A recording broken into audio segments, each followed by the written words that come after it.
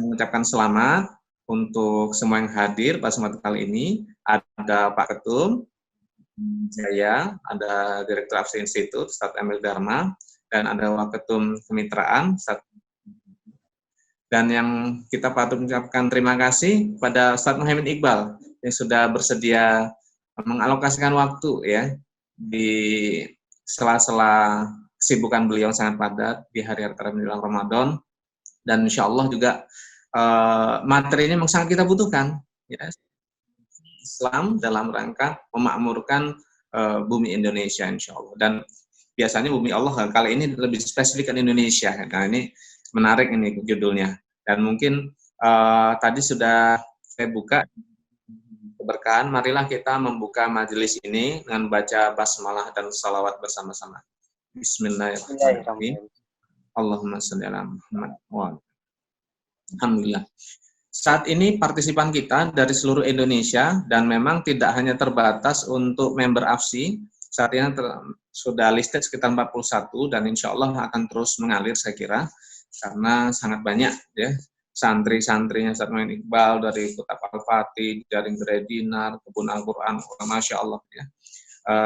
Akan tetapi kita nanti saya sampaikan teman-teman nanti dalam menyimak pemaparan materi dari Ustadz Muhammad Iqbal, silakan pertanyaan dan disampaikan lewat room chat roomnya, ya. Jadi nanti akan kami persilahkan satu persatu lewat kami bacakan atau Ustadz Muhammad Iqbal juga bisa memantau. Ya. Kita nanti akan sesi ini berlangsung mulai pukul 14 sudah kita mulai dan insya Allah akan berlangsung sampai sekitar 1 jam pertama. Ini nanti pemaparan materi dan kemudian nanti break sebentar untuk salat asar ya, atau bagaimana mungkin host juga bisa membantu menjelaskan. Insya Allah nanti kita sesi tanya jawab sampai pukul 4 sore dan insya Allah mencukupi lah insya Allah. Dan karena waktu juga sudah berjalan dan insya Allah saya juga sudah tidak sabar menanti update-update terbaru dari perkembangan Ustadz Muhammad Iqbal dengan Indonesian Startup Center-nya, ya, dan solusi-solusi yang sangat fundamental insya Allah dan sangat applicable. Untuk sesi berikutnya, saya persilakan dari AFSI, yakni kali ini akan disampaikan langsung oleh Wakil Ketua Umum Kemitraan, Ustadz Tri Isra Raharjo untuk menyampaikan sambutannya. Waktu dan tempat kami persilahkan. Terima kasih Pak Gurning, Pak Ustadz Muhammad Iqbal. Bismillahirrahmanirrahim. Assalamualaikum warahmatullahi wabarakatuh. Waalaikumsalam warahmatullahi wabarakatuh. Alhamdulillahirabbil alamin. Wassalatu wassalamu ala asyrofil anbiya wal mursalin wa ala alihi wa ashabihi ajmain. Amma ba'd. Sama-sama kita panjatkan segala puji kehadirat Allah Subhanahu wa taala yang dengan qudroh dan irodahnya, izin dan kuasanya kita kembali bersatu rahim melalui webinar ini. Dan juga tak lupa salawat dan salam tadi sudah sama-sama kita lalu ucapkan untuk tercurah kepada Rasulullah Muhammad SAW serta keluarganya, para sahabatnya.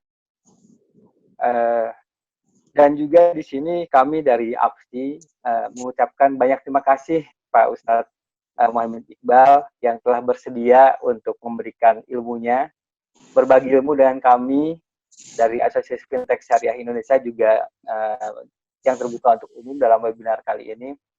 Di tengah kesibukan Pak Ustadz Muhammad yang luar biasa, yang kita tahu aktivitas Pak Ustadz Muhammad Iqbal dalam dakwah serta juga di dalam menggerakkan ekonomi umat, bahkan juga di bidang edukasi Islam cukup banyak, namun menyempatkan pada siang hari ini di Jumat yang berkah ini, insya Allah untuk berbagi ilmu kepada kita semua, memberikan paparannya tentang bagaimana solusi Islam bisa memakmurkan bumi Indonesia.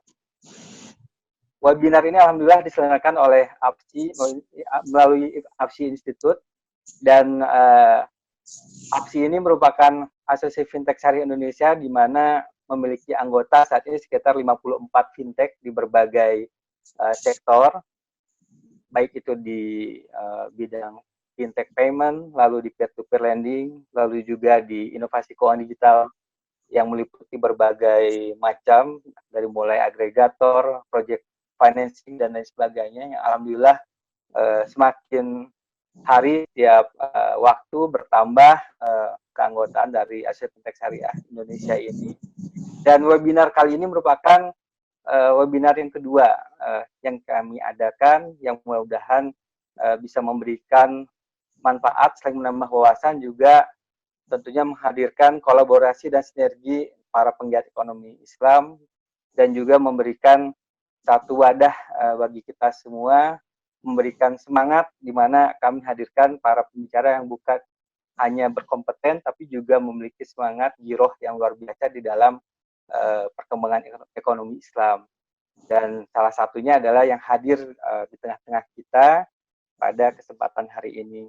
Insya Allah AFSI akan berkomitmen untuk terus mengadakan, memperbanyak acara-acara atau kegiatan edukasi yang bersifat bisa meningkatkan giroh semangat kita semua, dan juga wawasan, serta juga realisasi di dalam bentuk-bentuk yang nyata.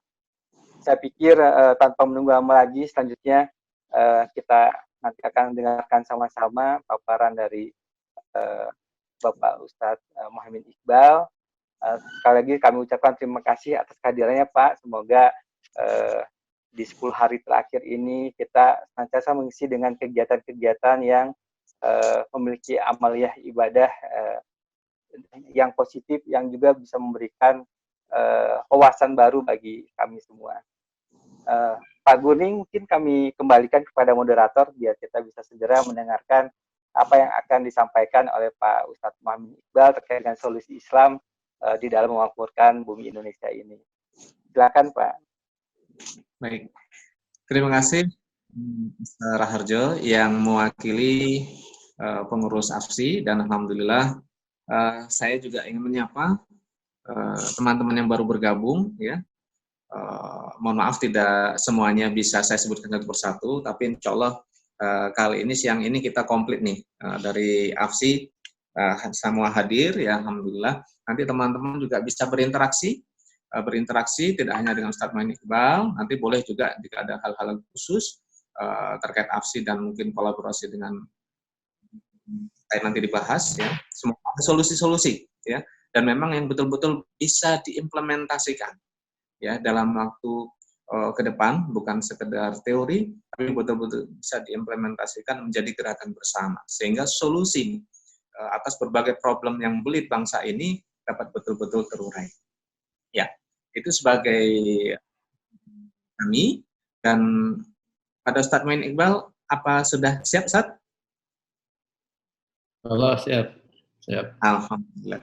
Baik, waktu dan tempat kami persilakan sekali lagi sampai pukul 15.00 kami berikan waktu untuk presentasi atau sharing, dan kemudian nanti disambung dengan tanya jawab, dengan tanya jawab. Baik. Bismillahirrahmanirrahim. Assalamualaikum warahmatullahi wabarakatuh. Waalaikumsalam warahmatullahi wabarakatuh. Alhamdulillahirabbil alamin, nabihi nasta'inu ala umuri dunya waddin, wassalatu wassalamu ala sayyidil mursalin sayyidina Maulana Muhammad wa ala alihi washabihi ajmain. Amma ba'd. Iwan filah sekalian, alhamdulillah saya terima kasih nih AFSI dan Pak Guning memfasilitasi acara ini gitu. Biasanya di 10 hari terakhir Ramadan ini waktu-waktunya kita untuk khusuk itikaf di masjid gitu ya, tapi kali ini masjid kita dipasang palang, tidak boleh masuk untuk itikaf karena COVID. Ala kulli hal, alhamdulillah kita sehat dan bisa menjangkau banyak rekan-rekan di belahan Nusantara ini untuk bisa berbagi. Temanya sendiri memang tema yang sering saya angkat karena itulah misi hidup manusia yang utama. Melalui pengucapan Nabi Soleh di surat Hud, wa ila samud akhahum soleh, ya qaumi ibudullah malakum min ilahin ghairuh wa ansa'akum minal ardi wasta'marakum biha. Jadi melalui pengucapan Nabi Saleh, wahai kaumku, sembahlah Allah dan tidak menyekutukan dengan dengan sesuatu pun. Dia menjadikan kamu dari tanah dan menjadikan kamu pemakmurnya. Jadi grand design kita itu memang sebagai pemakmur bumi, gitu ya. Jadi kalau kita diberi tugas semacam ini memakmurkan bumi, pastilah Allah berikan manualnya yang sangat detail. Misalnya kalau saya menugasin office boy saya untuk motong rumput misalnya, tolong dipotong rumput di halaman. Pasti saya kalau dia belum bisa saya ajari, kan itu. Kalau dia nggak punya alat, pasti saya beri dan sebagainya. Nah inilah Allah yang maha tahu ketika menugaskan kita sebagai pemakmur bumi, pasti grand design manusianya ini amat sangat mampu. Dan kalau toh butuh alat akan disediakan oleh Allah. Kalau butuh sarana disediakan sarana, butuh ilmu akan diberikan ilmunya, gitu ya. Maka dengan cara itu grand design manusia sebagai pemakmur bumi ini sebenarnya lengkap. Terkait dengan pemakmuran bumi ini, Allah juga memberikan petunjuk yang sangat detail. Kalau ada masalah, gitu, solusinya di mana? Solusinya kembali kepada Al-Quran. Wa nazalna kitab tibyana likulli syai' wa hudan wa rahmah. Jadi aku turunkan ini kepada kitab ini kepadamu untuk menjawab seluruh persoalan dan petunjuk dan rahmat. Jadi kita diberi tugas untuk memakmurkan bumi, disertai petunjuk, disertai rahmat, disertai setiap jawaban untuk setiap persoalan. Dan itu ya. Jadi kalau kita pandai mengikuti petunjuknya ini, maka insya Allah kita akan bisa menjawab setiap persoalan yang ada. Nah, sekarang kita coba konkretkan dengan kekinian problem yang kita hadapi. Apa yang kita hadapi sekarang? Yang kita hadapi di era COVID-19 ini pergerakan yang luar biasa. Ada megatrend yang luar biasa, merubah tata kehidupan yang bagi manusia.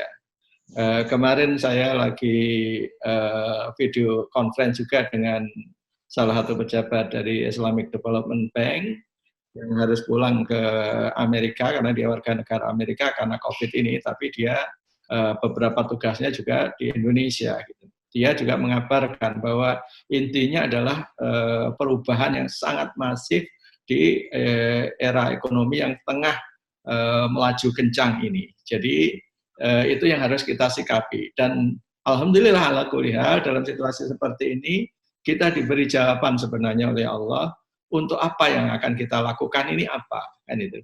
Kalau kita nggak tahu apa yang dilakukan, yang akan kita lakukan, kita pasti tidak sabar menghadapi ini, kan itu ya. Kalau kita hanya melihat secara fisik, faktanya ada corona, faktanya ada ekonomi tidak bergerak, faktanya sebagian kita tidak menerima THR dan lain sebagainya. Kalau kita hanya melihat apa yang kelihatan di depan mata ini, pasti kita tidak sabar. Itulah maka oleh Allah orang sekali bermusa sekalipun diberi tugas untuk belajar. Kepada siapa Musa ditugaskan belajar? Kepada Khidir. Kenapa Musa diberi tugas belajar pada Khidir? Dan kenapa Khidir ketika Musa minta izin belajar, Khidir langsung vonis, oh kamu tidak akan sabar. Bagaimana kamu bisa bersabar sedangkan kamu tidak menguasai wawasannya, gitu ya. Wa kaifa tasbiru ala malam tuhit bihi kubro.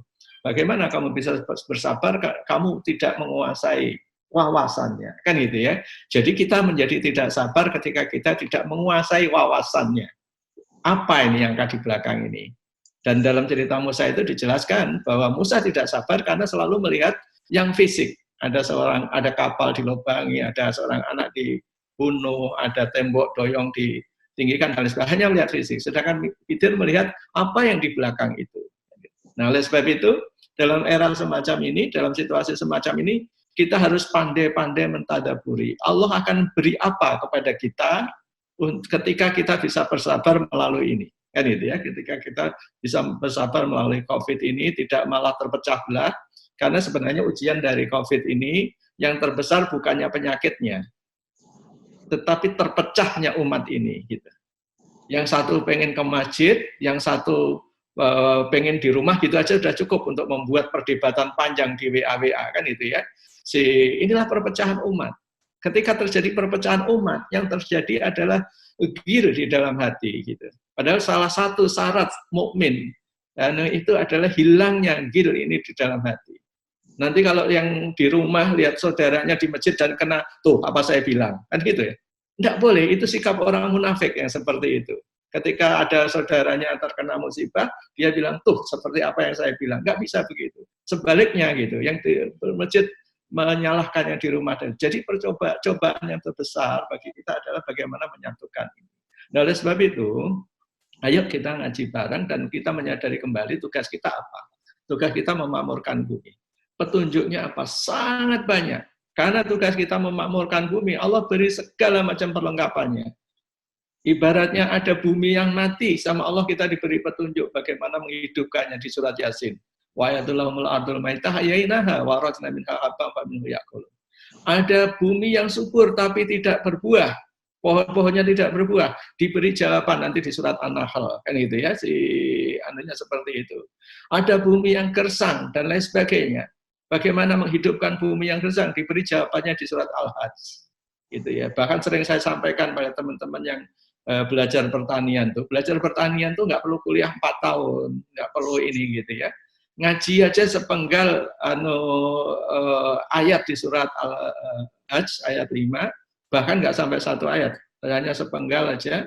Wataro ardha hamidatan wa idza anjalna 'alaihal ma ihtazat wa rabat wa ambatan min kulli zawjin bait. Engkau saksikan bumi yang gersang, dan ketika aku turunkan air, bumi menjadi ihtazat wa rabat. Bumi menjadi bergetar dan mengembang. Jadi teknik bertani itu simpel sekali. Buat bumi bergetar dan mengembang. Tinggal ditadaburi itu, dipraktekkan, insya Allah kita sudah bisa menanam dengan sangat baik. Nah, kaitannya dengan krisis COVID ini apa? Ada tren yang saya sebut tren going to bottom of pyramid. Jadi, dalam situasi seperti ini, manusia sangat concern pada kebutuhan basic sekali, yaitu makanan. Manusia sangat concern kembali ke sangat basic ini. Rumah tangga bisa nggak beli baju hari-hari ini, nggak beli kosmetik, nggak jalan-jalan, nggak ke bioskop, nggak ke restoran, tapi dia sangat concern terhadap makanannya. Dan negara pun demikian. Negara, saya beberapa kali dalam webinar, baik dengan pejabat resmi pemerintah, dengan Gubernur Jawa Tengah, dengan IPB sekalipun, dengan Pak Rektor, sama membahas masalah-masalah ini. Yang selalu saya tekankan apa? Agar masyarakat kita bisa mencapai kedaulatan pangan ya, gitu ya. Karena kenapa pangan ini yang paling penting di ini? Di Al-Qur'an amat sangat banyak ayat-ayat yang menganjurkan kita memberikan makanan ini. Bahkan kedudukan memberi makan, menganjurkan memberi makan itu sama dengan sholat di surat Al-Mudatsir. Ketika penghuni surga bertanya kepada penghuni neraka, gitu, jawaban penghuni neraka apa? Qalu lam naku minal musholin wa lam naku nutimul miskin. Dahulu saya tidak sholat dan tidak memberi makan. Lihat kedudukannya. Jadi memberi makan ini begitu penting, dan sekarang mumpung lagi kita kena musibah ini, ayo kita tadaburi. Sudahkah kita memberi makan dalam tanda petik itu bangsa kita ini? Yang terjadi adalah ironi besar. Nah, inilah terobosan aksi untuk mengatasinya. Ironi besarnya apa? Dalam situasi krisis ketika kita sangat membutuhkan makanan ini, coba lihat stok di rumah kita, makanan yang ada apa? Mayoritasnya akan makanan yang bahan bakunya dari impor, ya kan? Apakah itu mie instan, apakah bahan ini, mayoritas bahan roti, bahan segala macam ini bahan anunya impor, kan gitu, ya kan, ini gitu. Padahal yang belajar ekonomi makro khususnya, belajar bahwa gross domestic bruto suatu negara, domestic product suatu negara, itu unsurnya adalah konsumsi, investasi, government expenditure, sama minus atau plus dari neto ekspor impor. Bayangkan sekarang, investasi macet dalam situasi semacam ini. Expenditure dari pemerintah fokus kepada sektor-sektor kesehatan dan lain sebagainya, sehingga nggak banyak yang bergerak di sini, anunya gitu. Nah, yang paling bergerak yang nggak berhenti ini kan konsumsi, ya kan? konsumsi ini yang seharusnya menggerakkan GDP yang tersisa ini, tapi diisi oleh produk-produk impor. Bisa dibayangkan? Jadi dampaknya terhadap ekonomi ketika kita salah makan, ketika makanan kita tidak berdaulat. Jadi ketika kita tidak berdaulat dalam makanan, kita makan ada pasar yang sangat besar yang tidak berkurang dalam situasi seperti ini, tapi kita komponen terbesarnya impor. Apa yang impor? Bukan hanya, jangan dikira bahwa impor itu hanya terkait mie instan karena dia menggunakan terigu, tidak. Anda makan tempe saja sekarang 97,5% kedelainya impor. Gitu. Jadi ketika kita makan tempe ini sekarang bukan makanan lokal lagi, makanan impor. Bisa bayangkan? Oke, Anda nggak makan tempe, saya makannya telur. Bahan baku pakan ikan, pakan ayam dan lain sebagainya itu unsur proteinnya impor. Padahal unsur protein itu yang paling mahal. Bisa dibayangkan sekarang bahwa satu-satunya yang paling menggerakkan ekonomi terbesar dan tidak berhenti dalam situasi krisis semacam ini justru diisi dengan komponen impor. Maka pengaruh terhadap ekonomi kita akan benar-benar serius. Karena apa? Karena GDP kita drop, karena makanan yang unsur yang konsumsi ini diisi oleh barang-barang impor. Nah, salah siapa? Salah siapa? Ya salah kita semua. Karena kita diberi Allah bumi yang hijau royo-royo, jangankan bumi yang hijau royo-royo, yang bumi yang gersang pun kita diberi cara untuk menghidupkannya. Bumi yang mati diberi cara di surat Yasin.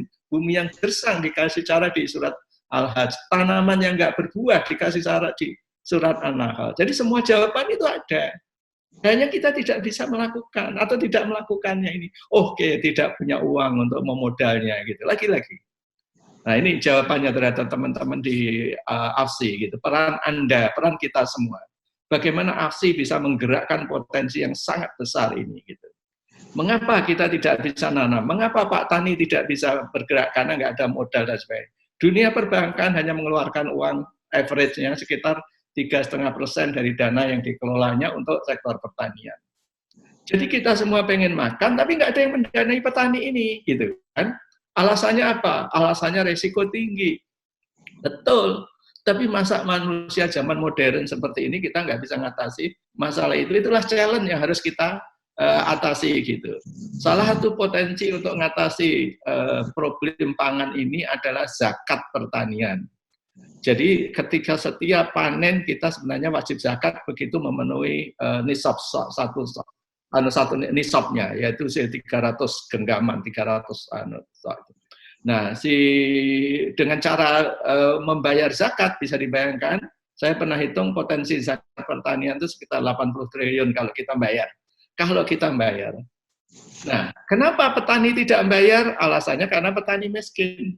Padahal justru dengan zakat itulah ketika zakat itu dikelola baik, ketika panen dia membayar zakat, ketika tidak panen dia diberi zakat karena petani jatuhnya ke kelompok fakir, miskin dan seterusnya. Atau bahkan, nah ini yang menarik bagi dunia fintech kalau berhasil mengelolanya. Ketika petani tidak berhasil membayar hutangnya, petani jatuhnya adalah ghorimin, yang boleh juga dibayar oleh dana zakat. Jadi bisa dibayangkan, kalau kita bisa menggerakkan dana zakat pertanian saja, itu kita sudah akan punya source untuk mendanai pertanian-pertanian kita dengan sangat baik. Kan gitu ya, jadi potensi untuk membangun ekonomi pertanian ini mestinya amat sangat baik. Nah, cuman ketika kita membangun pertanian, kita juga nggak bisa hanya mengajari petani menanam. Karena sering sekali ketika ada penyuluhan pemberdayaan petani, pemberdayaan usaha kecil, yang digarap hanya bagaimana menanam, bagaimana membuat kerajinan. Ketika mereka sudah berproduksi, nggak ada pasar, ya akhirnya berhenti di tengah jalan. Jadi ya selama ini yang banyak dibangun itu gerbong, nggak ada lokomotifnya, kan gitu kan. Nah maka dari itu waktunya kita membangun lokomotifnya, yaitu apa yang akan menarik karya petani ini supaya mereka semangat menanam, supaya anak-anak muda kembali semangat bertani, bercocok tanam dan lain sebagainya.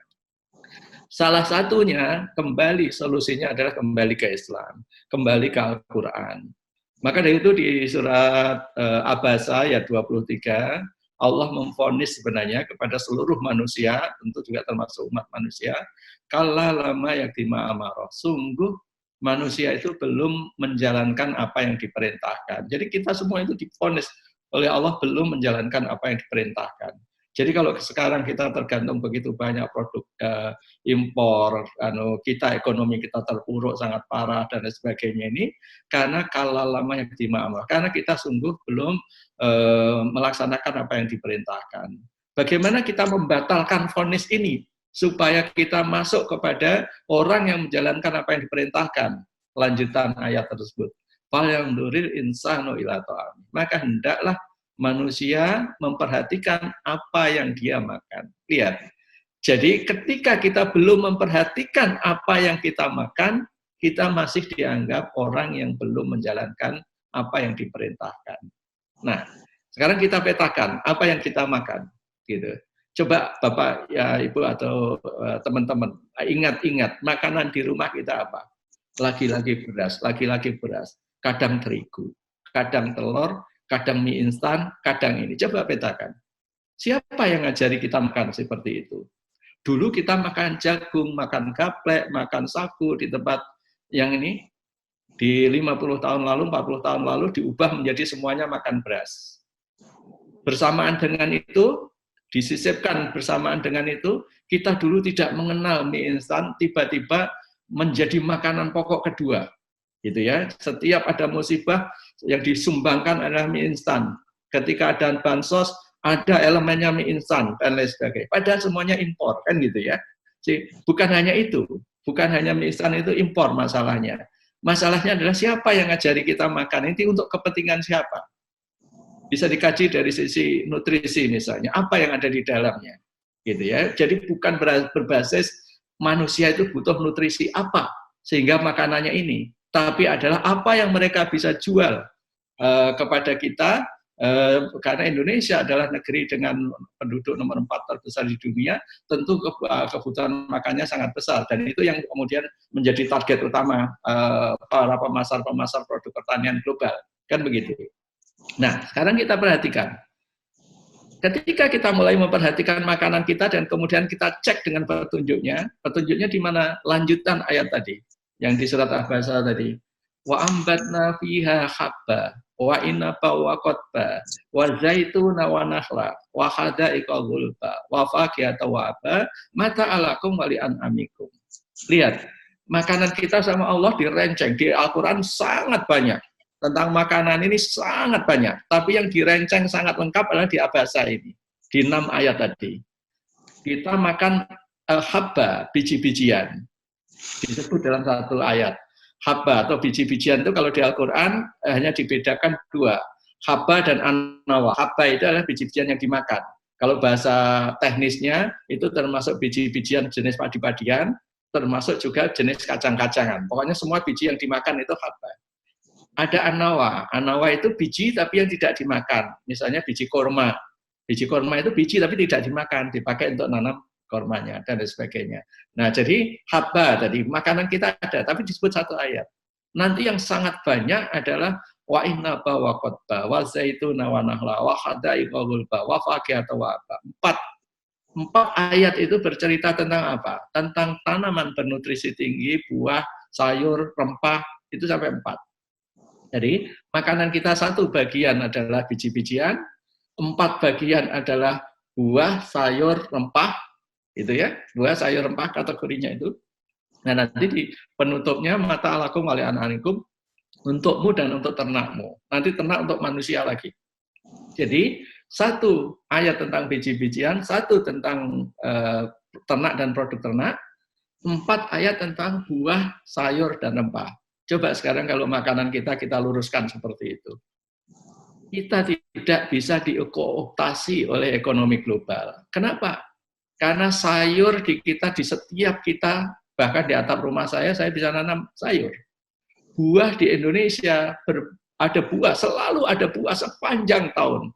Bahkan ada buah yang tidak mengenal musim, misalnya kayak pisang. Gitu. Sepanjang tahun, dan pisang itu makanan yang sangat baik dan juga disebut di Al-Quran. Jadi ada buah sepanjang tahun. Ada segala macam, dari nanti ada musim ini, musim itu. Jadi buah kita tidak pernah kekurangan buah, sayur bisa nanam kapan saja, di mana saja, kan gitu ya. Rempah Indonesia dulu sampai dijajah karena kekayaan rempahnya, kan gitu ya, dengan kategori itu. Jadi coba lihat, 4/6 bagian dari makanan yang disebut di Al-Quran, kita rajanya, Indonesia rajanya. Nah, kenapa kita makanan yang sudah disediakan dengan sangat memadai, yang sesuai petunjuk ini begitu detail, kenapa kita tidak makan itu? Kan gitu kan? Tidak makan yang digariskan Allah itu, malah kita mencari biji-bijian yang tidak tumbuh di kita, ya kan? Kita begitu tergantung dengan beras, padahal beras itu menghabiskan air begitu banyak. Tahun 2025, sebagian Jawa, sebagian Lombok, sebagian Bali akan krisis air permanen. Dan sekarang 75% air segar itu gunanya adalah untuk pertanian. Terbesarnya untuk beras, untuk padi. Jadi bisa dibayangkan kalau kita tergantung dengan beras dan padi, kita akan berebut antara air yang kita minum dan air yang dipakai untuk menanam tanaman kita. Kan gitu. Bukan saya mentabuhkan padi, tidak. Sedikit saja padi. Bahkan padi bisa diganti tanaman lain. Misalnya saya perkenalkan ada jagung pulut dari Indonesia Timur gitu. Saya lebih condong memperkenalkan itu. Kenapa? Jagung pulut ditanam tidak butuh air banyak. Dan jagung ini perjalanan sampai makanan kita dekat sekali. Kita tumbuhkan, nggak usah diseleb, nggak usah ini, potong, direbus, sudah jadi makanan. Masuk kita makan jagung seperti itu, ya modern dikit bisa. Dicampur steak, jadilah pendamping side dish dari steak. Dicampur salad, jadi biji-bijian yang dimakan di salad. Banyak cara untuk mengkonsumsi itu. Dan semua orang bisa menanam karena tidak butuh air banyak. Kan gitu ya, biji-bijian itu banyak sekali. Jenisnya di Indonesia ada 19.500 biji-bijian. Itu bisa dibayangkan kalau kita makan ini, bahkan PBB sekalipun pernah menganjurkan tahun 2016 lalu untuk manusia dunia menganukan biji-bijian itu untuk makanan, gitu, berbagai jenis biji-bijian untuk alternatif food security-nya, kan gitu ya. Jadi biji-bijian dan sebagainya.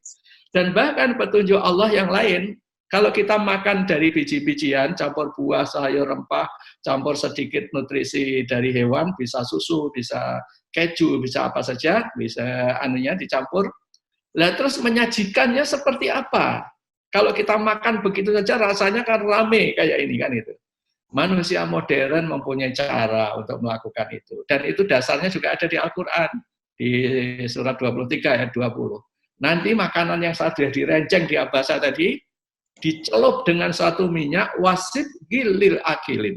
Dicelup dengan minyak, di situ memang minyak zaitun yang disebutkan, tapi Allah Maha tahu kita nggak punya zaitun, kita punya kelapa yang juga sangat baik. Dicelup dengan minyak seperti itu, maka dengan konsep makanan seperti itu, manusia dia insya Allah sudah makan sesuai dengan fitrahnya. Kalau kita sudah makan sesuai fitrahnya, kalau kita mengikuti petunjuk Allah, apa yang belum kita ketahui itu akan jadi hikmah. Tetapi kalau kita mengikuti akal manusia, apa yang kita tidak tahu itu menjadi efek samping. Saya kasih contoh. Gara-gara seorang nabi diperintahkan menyembelih anaknya dijalankan, gitu kan? Bayangkan, menyembelih anak, kalau dilihat hanya secara fisik, apa menariknya, kan gitu. Tapi karena dilaksanakan dengan perintah Allah, hikmahnya hingga sekarang, jutaan orang bisa pergi haji, jutaan orang bisa jual beli kambing, dan lain sebagainya, efek ekonominya luar biasa. Hikmah dari seorang nabi yang menjalankan perintahnya. Tapi bayangkan, sisi lain, ketika makanan kita disetir oleh konglomerasi global sehingga kita tidak berdaulat pangan. Dampak efek sampingnya apa? Petani kita tidak bekerja karena produknya kalah bersaing. Makanan kita tidak sehat. Kita menjadi rentan terhadap penyakit. Waktu awal-awal COVID mulai wabah, mulai masuk Indonesia, saya melihat ada seorang dokter wanita yang cerdas di TV menjelaskan masyarakat jangan berebut antri masker. Sebaiknya masyarakat berebut membeli buah dan sayur. Kenapa? Karena buah dan sayur inilah yang menjadi nutrien membangun kesehatan tubuh kita. Tapi nggak ada yang dengaran gitu ya. Kan orang tetap ngantrinya beli mie, beli beras, beli ini yang tidak, dia cukup energi tetapi tidak membangun ketahanan tubuh dengan baik. Kan gitu ya si ininya. Gara-gara manusia makanannya disetir oleh iklan. Kan gitu kan. Kalau saya mengkampanyekan makan sesuai Abasa, kan saya nggak kuat bayar iklannya, kan gitu kan. Tapi di lain pihak, hampir setiap tayangan ada iklan yang disponsori perusahaan-perusahaan tadi, kan gitu ya. Karena mereka raksasa. Itulah kooptasi konglomerasi global terhadap makanan yang kita masuk kepada tubuh kita. Nah, saya melihat peran AFSI di situ. AFSI melalui anggota-anggotanya untuk membuat terobosan. Terobosannya apa? Bagaimana makanan masyarakat itu bisa berubah sesuai dengan petunjuknya. Karena AFSI kan bukan hanya memajukan perusahaan yang di bawah AFSI. AFSI harus bisa menjawab tantangan umat kan. Umat yang dibutuhkan apa kan gitu kan. Umat butuh melahirkan generasi yang sehat. Umat butuh memakmurkan bumi tadi. Nah, memakmurkan bumi ini orang bercocok tanam dan lain sebagainya tidak akan ngepek kalau ujungnya tidak ada yang beli. Ketika ujungnya orang tetap membeli produk makanan impor, maka yang dihasilkan petani tetap harganya jatuh, daya beli petani akan hancur lebur dan lain sebagainya. Nah, itulah maka jalan untuk memakmurkan bumi ini sebenarnya sama Allah diberi jawaban dari ujung ke ujung. Mulai dari menanamnya, mulai dari membiayainya gitu. Mengapa petani dikenakan zakat yang sangat besar, 5-10%? Kalau hanya kita sosialisasikan ini loh, mana zakat Anda gitu, tidak menarik bagi dia. Tapi kalau saya bilang begini sama petani, Anda bayar zakat ya, kalau Anda tidak bayar zakat, nanti Anda bisa mendapatkan pembelian dari kita dengan akad salam. Kita beli dengan akad salam, jadi produk Anda ketika panen sudah ada pembelinya. Sudah ada pembelinya. Tapi Anda bayar zakat. Kenapa saya suruh bayar zakat? Karena dengan zakat itu, ketika dikelola dengan baik, sebagian yang berhak atas zakat kan gorimin. Jadi sebagian dana zakat itu bisa dikelola nanti oleh teman-teman asuransi syariah misalnya, sebagai nanti dipakai untuk menolong petani ketika gagal bayar. Gitu kan? Nah, dari sudut saya yang biaya petani menjadi menarik. Kenapa? Karena kalau dia gagal bayar ada proteksinya. Dan petani tidak merasa bayar premi asuransi. Karena yang dibayar zakat dia antara 5-10% itu lebih dari cukup untuk mengcover asuransinya atau proteksi resiko dia. Kan gitu. Nah, ini yang harus dibangun. Kan gitu. Harus dibangun untuk membangun kesadaran bayar zakat ini ya. Jadi insya Allah akan berkah karena setiap kalau bayangkan tadinya hanya 3,5% dana perbankan masuk ke dunia pertanian. Kalau dunia pertanian itu menjadi sangat safe untuk didanai, orang akan berbondong-bondong mendanai pertanian. Belum lama ini saya dikirimin oleh seorang pejabat dari Bank Negara di Malaysia tentang komennya Jim Rogers. Jim Rogers itu salah quantum capital, jadi pengelola aset manajemen yang sangat besar, ya investor yang sangat besar di Amerika. Di catatan yang dikirim karena si pejabat Malaysia ini, Bank Negara Malaysia tahu saya seorang petani. Dia ngirim komennya Jim Rogers dalam situasi seperti ini, dia bilang, kelak manusia ini ketika setelah dalam kondisi ini, satu-satunya yang sangat masuk akal dilakukan oleh, karena dia di Amerika, oleh orang-orang profesional kayak kita adalah belajar mengendalikan traktor katanya. Kenapa gitu? Karena bisnis yang akan survive, bisnis yang sangat dibutuhkan dalam situasi kayak gini adalah bercocok tanam. Gitu. Karena manusia kembali ke bottom of pyramid tadi, kan itu ya ini. Ya kalau bahasa kita ya kembali pegang cangkul, karena di sana pertaniannya besar-besar ya belajar menyetir traktor. Gitu. Jadi kata Jim Rogers ini, kita semua harus belajar nyetir traktor katanya supaya bisa bercocok tanam. Nah kalau kita ya cukup lah belajar mencangkul, nanam jagung, nanam apa yang untuk bisa survive. Dan itu ingat, ketika Yusuf diminta menafsirkan mimpi sang raja, apa yang disampaikan Yusuf pada utusannya? Wala tajra'una sab'a sinina da'aba. Maka hendaklah kalian bercocok tanam dengan sungguh-sungguh selama 7 tahun. Ya, jadi mengantisipasi krisis itu begitu, dia bercocok tanam sungguh-sungguh ya selama mungkin gitu bisa bertahan. Dalam kasus Nabi Yusuf itu adalah 7 tahun. Jadi petunjuknya ada sangat detail di Al-Quran tentang memakmurkan bumi itu. Tapi saya perlu kasih catatan. Perlu kasih supaya teman-teman tidak mudah give up ketika ini. Karena bertani sulit. Melihara kambing juga sebagian orang merasa sulit. Saya sudah mengelola kambing, saya sudah memelihara kambing sekitar 12 tahun. Dari waktu ke waktu selalu ada orang belajar memelihara kambing dari saya. Bahkan salah seorang menteri di zamannya SBY, pada hari-hari awal dia berhenti dari menteri, masih dapat pengawalan, belajar pelihara kambing dari saya. Tapi setelah sebentar belajar, dia bosan. Ya, wah nggak cocok ini untuk saya. Padahal seluruh nabi menggembala kambing. Sejak zaman Nabi Adam, anaknya sudah menggembala kambing. Mosok kita nggak bisa pelihara kambing, kan gitu ya. Jadi, tapi itu karena bertani itu perlu challenge, susah. Bagi teman-teman yang biasa di kantor, nongkrong, tentu tidak mudah. Memakmurkan bumi dalam arti harfiah, bertani tidak mudah, dan lain sebagainya. Meskipun demikian, saya kasih insentif, kasih challenge. Saya sendiri juga mengalami kesusahan demi kesusahan ketika bertani. Babak belur di sana sini, ditipu orang, gagal, segala macam, semua tumplek-plek gitu. Maka ketika saya mengalami seperti itu, apa yang saya lakukan? Kita termenung, sempat saya setengahnya berpikir, ya Allah sudah saya coba mengikuti petunjukmu, disuruh memakmurkan bumi, segera saya berusaha memakmurkan bumi. Saya pernah bercita-cita waktu ngaji ini, perintah ini wa ansa'akum minal ardi wastakmarukum biha, dia menciptakan kamu dari tanah, jadikan kamu pemakmurnya itu. Waktu itu ketika kita ngaji itu kita sempat bertekad saya akan nanam 1 juta pohon. Sampai sekarang saya nggak tahu apakah sudah sampai atau belum, tapi insya Allah sudah sangat banyak kita nanam pohon dan berbagai jenis gitu ya. Tapi tapi kita babak belur. Lantas kenapa? Saya sering bertanya, kenapa sudah saya ikuti petunjukmu ya Allah, kok cuman hasilnya babak belur kan gitu ya, kita babak belur. Ternyata sederhana, itulah makanya perlunya ngaji itu terus menerus, nggak ada berhentinya kan gitu ya.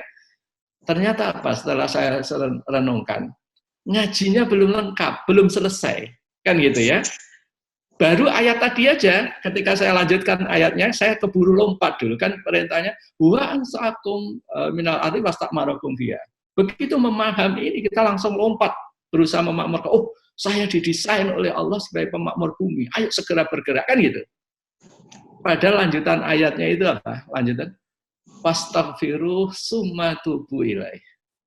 Jadi ketika kita bergerak cepat memakmurkan bumi Allah itu pasti kita mengalami hal-hal yang mungkin tidak kita inginkan, gagal di sana, gagal sini. Mungkin kita juga ada mendolimi orang, ada kaki orang lain yang keinjak dan lain sebagainya. Maka perintahnya kita segera beristighfar. Jadi segera beristighfar. Nah, maka kita diberi solusi. Kenapa? Karena istighfar itu adalah menyempurnakan pekerjaan amal soleh kita yang tadinya tidak sempurna. Kita nggak pernah sempurna. Itulah mengapa manusia seperti kita, kalau bapak-bapak bangun jam 2, jam 3 untuk sholat malam, selesai sholat, apa yang bapak lakukan pertama kali? Beristighfar, bukan? Padahal kalau bapak tidur malah nggak beristighfar, gitu. Kita tidur lelap sampai pagi nggak beristighfar, tapi bangun malam, sholat, justru setelah itu beristighfar. Mengapa? Karena ketika kita baru beramal soleh, amal soleh kita nggak pernah sempurna.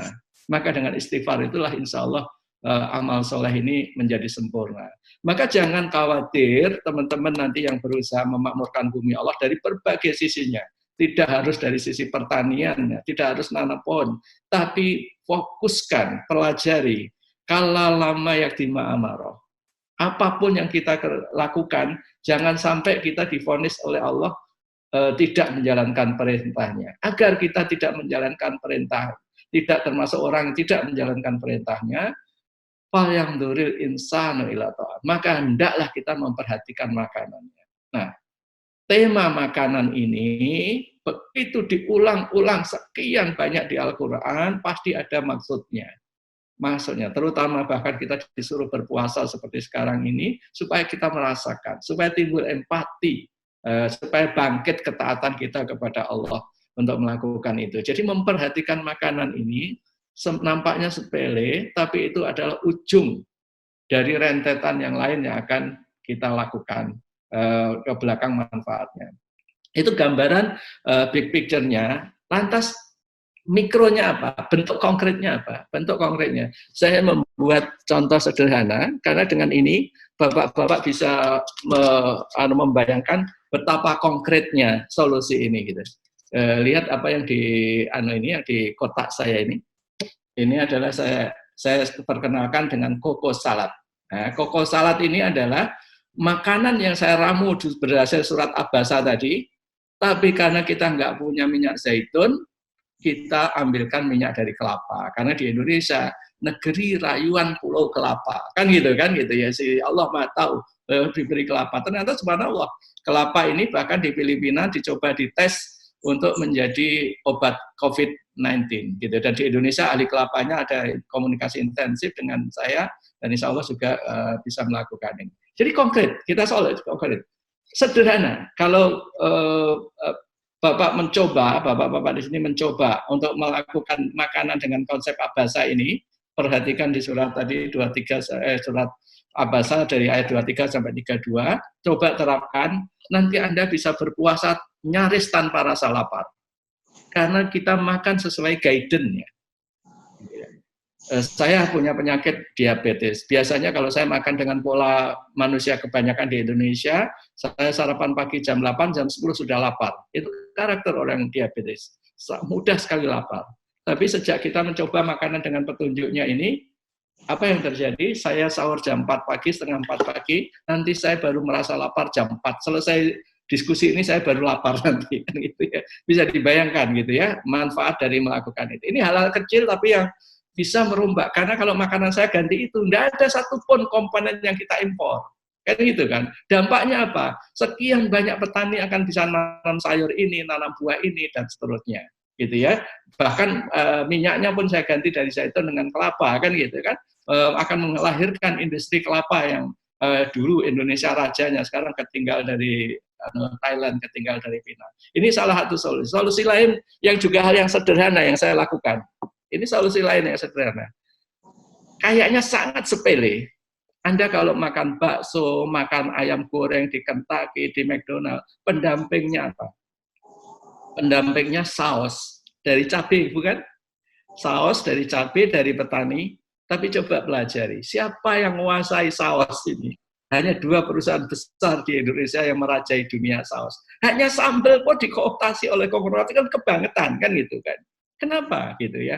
Maka saya buatin sambal yang lebih enak, gitu ya. Ini adalah sambal yang kita buat. Ini supaya apa, gitu ya? Supaya petani kita mempunyai opsi yang lebih luas. Ketika kita gitu, sambal ini jauh lebih enak dari saus ini, jauh lebih lembut teksturnya. Kita sebut sambal mayo karena rasanya selezat sambal, selembut mayones, kan gitu kan? Nah, artinya saya mau tunjukkan bahwa dalam sisi produk, bahkan kita bisa membuat produk yang lebih baik. Kalau saja itu tadi, kita mau berusaha untuk membangkitkan ekonomi-ekonomi yang pro kepada keumatan, gitu ya, tidak tergantung, tidak terkooptasi oleh konglomerasi ekonomi. Nah, masalah pembiayaan dan lain sebagainya, rekan-rekan sangat menguasainya ya, jadi sangat mungkin usaha-usaha itu didanai dengan berbagai model pembiayaan, yang salah satunya Salam tadi, yang sepanjang sejarah kemajuan Islam saat itu tidak ada perbankan gitu ya, perbankan baru lahir 2 abad terakhir gitu kan, berabad-abad dunia Islam maju, metode pembiayaannya apa? Yang terbesar adalah Salam, yang lainnya adalah untuk kapital banyak dari sisi wakaf dan lain sebagainya. Jadi tradingnya dengan Salam, kapital dengan konsep wakaf, dua-duanya menjadi sangat mungkin untuk digarap oleh teman-teman AFSI dengan teknologi modern, dengan sistem keuangan modern, dan lain sebagainya, sehingga kita bisa memberi solusi yang menyeluruh, yang kafah gitu ya, terhadap problem yang ada di masyarakat ini. Maka ini waktunya menurut saya bagi AFSI untuk datang unjuk gigi kepada pemerintah, kepada ini bahwa sekarang ini ada problem. Nyatanya sistem keuangan modern itu tidak responsif terhadap problem seperti ini. Pukulannya begitu nyata, kan gitu ya. Mengapa kita tidak membangkitkan ekonomi yang tadi tidak berbasis kapitalisme, tidak berbasis centralization, berbasis bunga dan sebagainya, tapi lebih pada distributed resources.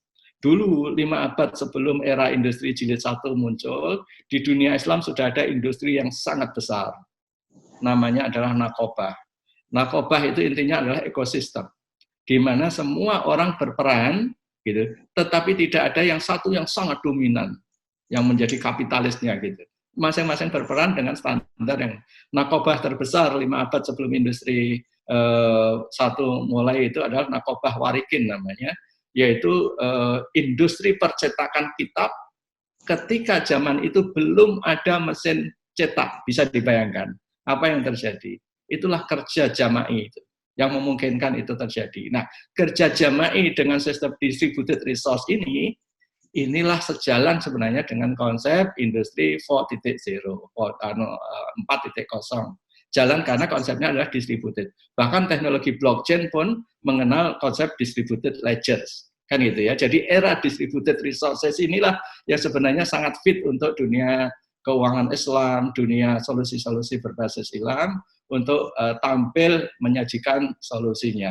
Tapi saya juga ingatkan, dalam setiap solusi itu tentu kita ada ujian-ujiannya masing-masing, dan manakala kita terkena ujian, kita tidak berhasil memperkenalkan solusi itu, bahkan kita terkena fitnah, terkena segala macam situasi yang tidak kita inginkan, karakter assassination dan lain sebagainya, itu biasa bagian dari perjuangan itu. Dan apa yang harus kita lakukan? Istighfar. Karena kita dalam effort kita tidak pernah sempurna, tentu kita banyak sekali kesalahan.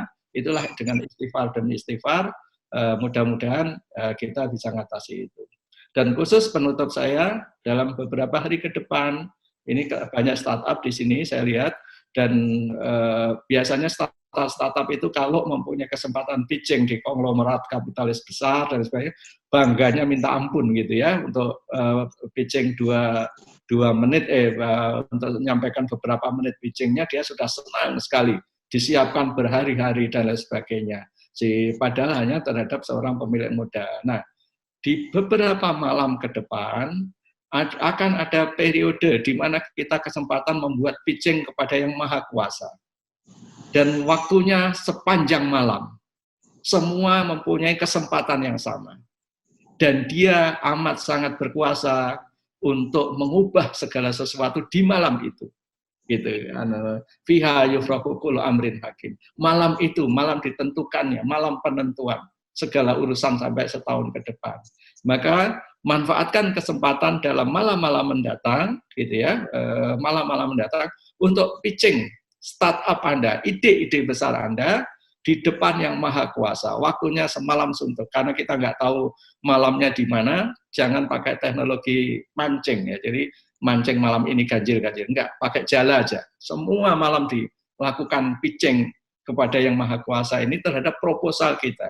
Solusi apa yang kita tawarkan kepada masalah yang dihadapi umat ini. Nah, kalau kita rame-rame menawarkan solusi dan mohon pitching kepadanya, salah satu dari kita pitchingnya diterima sama Allah, selesai masalah ini, termasuk masalah COVID ini, insya Allah. Itu Pak Kuning sharing saya, mudah-mudahan bisa ditangkap dan bisa bermanfaat. Nanti kalau ada sesi tanya jawab silakan. Ya. Apa materi sudah tuntas? Karena dari teman-teman AFSI sepertinya masih sangat excited mendengarkan. Silakan, nanti dilengkapi dengan tanya jawab saja kalau ada yang pengen didalami. Baik, ini tadi sudah ada berapa teman-teman nih yang langsung ngambil start duluan nih. Ya, saya boleh sambil bacakan. Ya, ini ada Pak Fajar. Oh, Pak Fajar menyapa, Pak Wijayanto juga menyapa dari Alganesia. Kemudian ada pertanyaan dari saya lihat. Yeah. Ada dari Bapak Yop, ini mohon maaf Bapak atau Ibu ya. Yopi Palupi, beliau bertanya, apakah zakat juga merupakan solusi ekonomi Islam dalam pengentasan kemiskinan di masa pandemik seperti ini? Meskipun tadi sudah dijawab sekilas, tapi mungkin boleh ditegaskan Ustadz. Dan yang kedua, ini dari Pak Ustadz Jamil Abbas dari KNEKS ya, seberapa penting keberadaan asuransi pertanian untuk usaha pertanian rakyat. Dan ini juga tadi sempat Ustadz bahas dan saya juga memberikan catatan khusus tadi. Bisa diberikan alignment Ustadz. Oke, jadi zakat itu betul. Zakat itu mengapa begitu penting? Zakat itu untuk solusi segala macam situasi. Gitu ya. Jadi kalau kita panen, dalam situasi kayak gini ada loh yang panen banyak, kan gitu kan. Ketika Anda panen, Anda bayar zakat, kan gitu kan. Besok Anda nggak panen dan Anda miskin, ganti dibayar, kan gitu kan gitu. Jadi disitulah mekanisme stabilisasinya itu, kan gitu ya.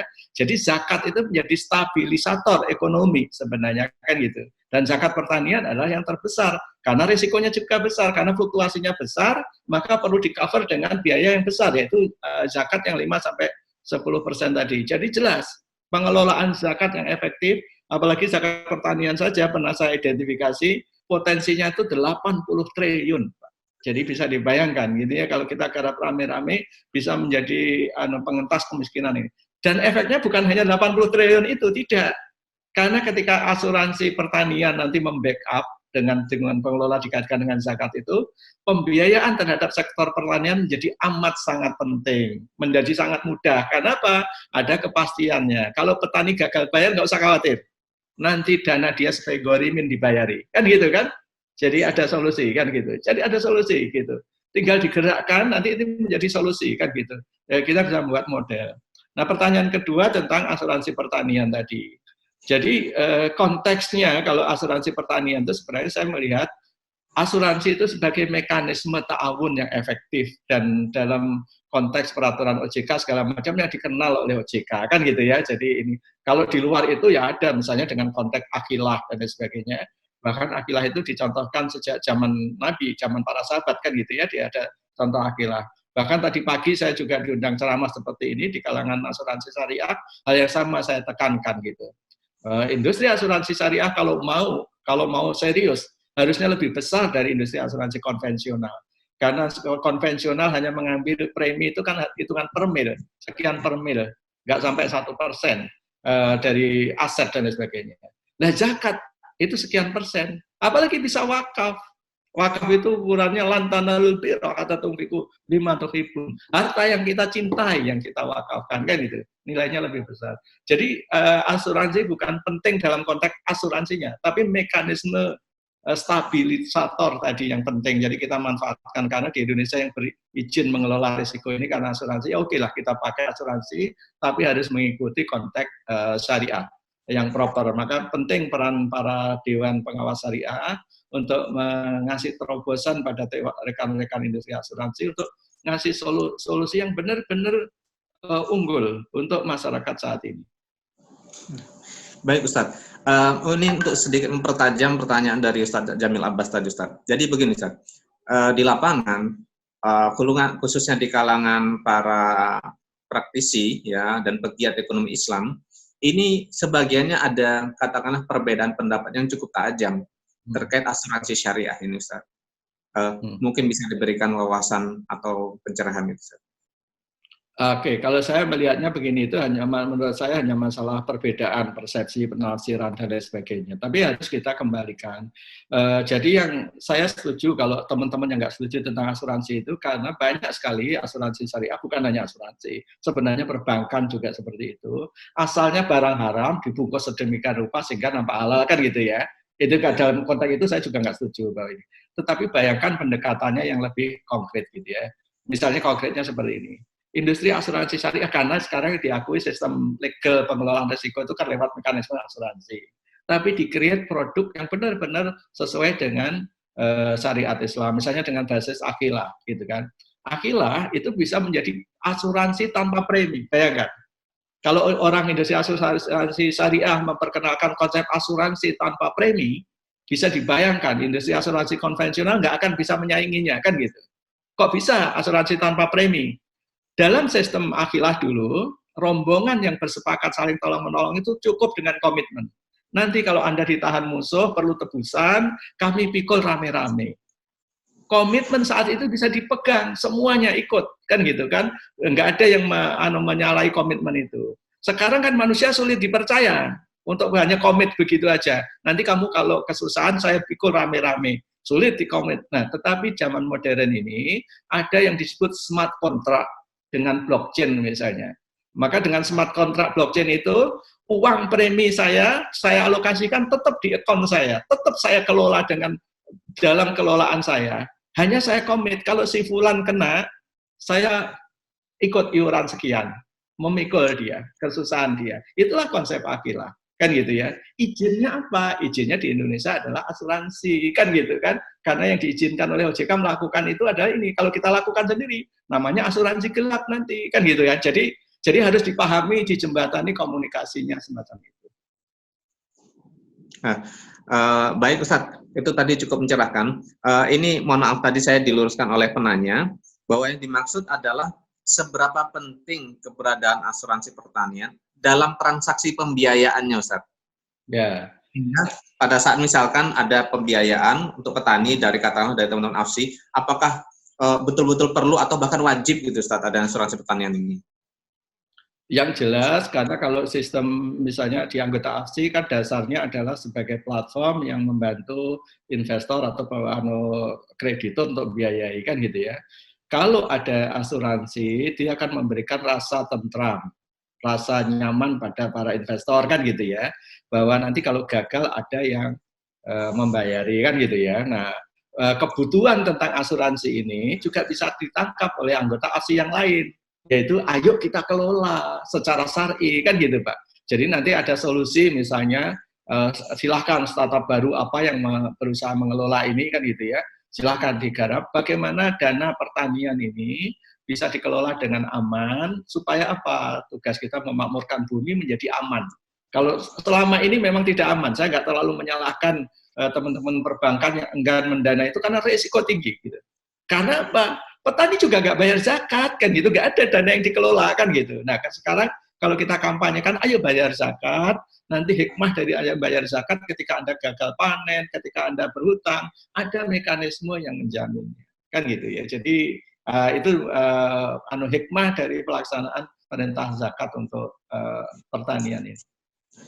Baik, insya Allah cukup jelas Ustadz, dan Ustadz Jamil Abbas juga senang dengan jawaban Ustadz. Ini ada dari Bapak Bambang ya, menyapa, beliau nyatakan di daerahnya banyak potensi SDA yang cukup, tapi kendala teknologi biar pemasaran. Oke, nanti bisa dilanjutkan diskusinya karena cukup panjang diskusinya.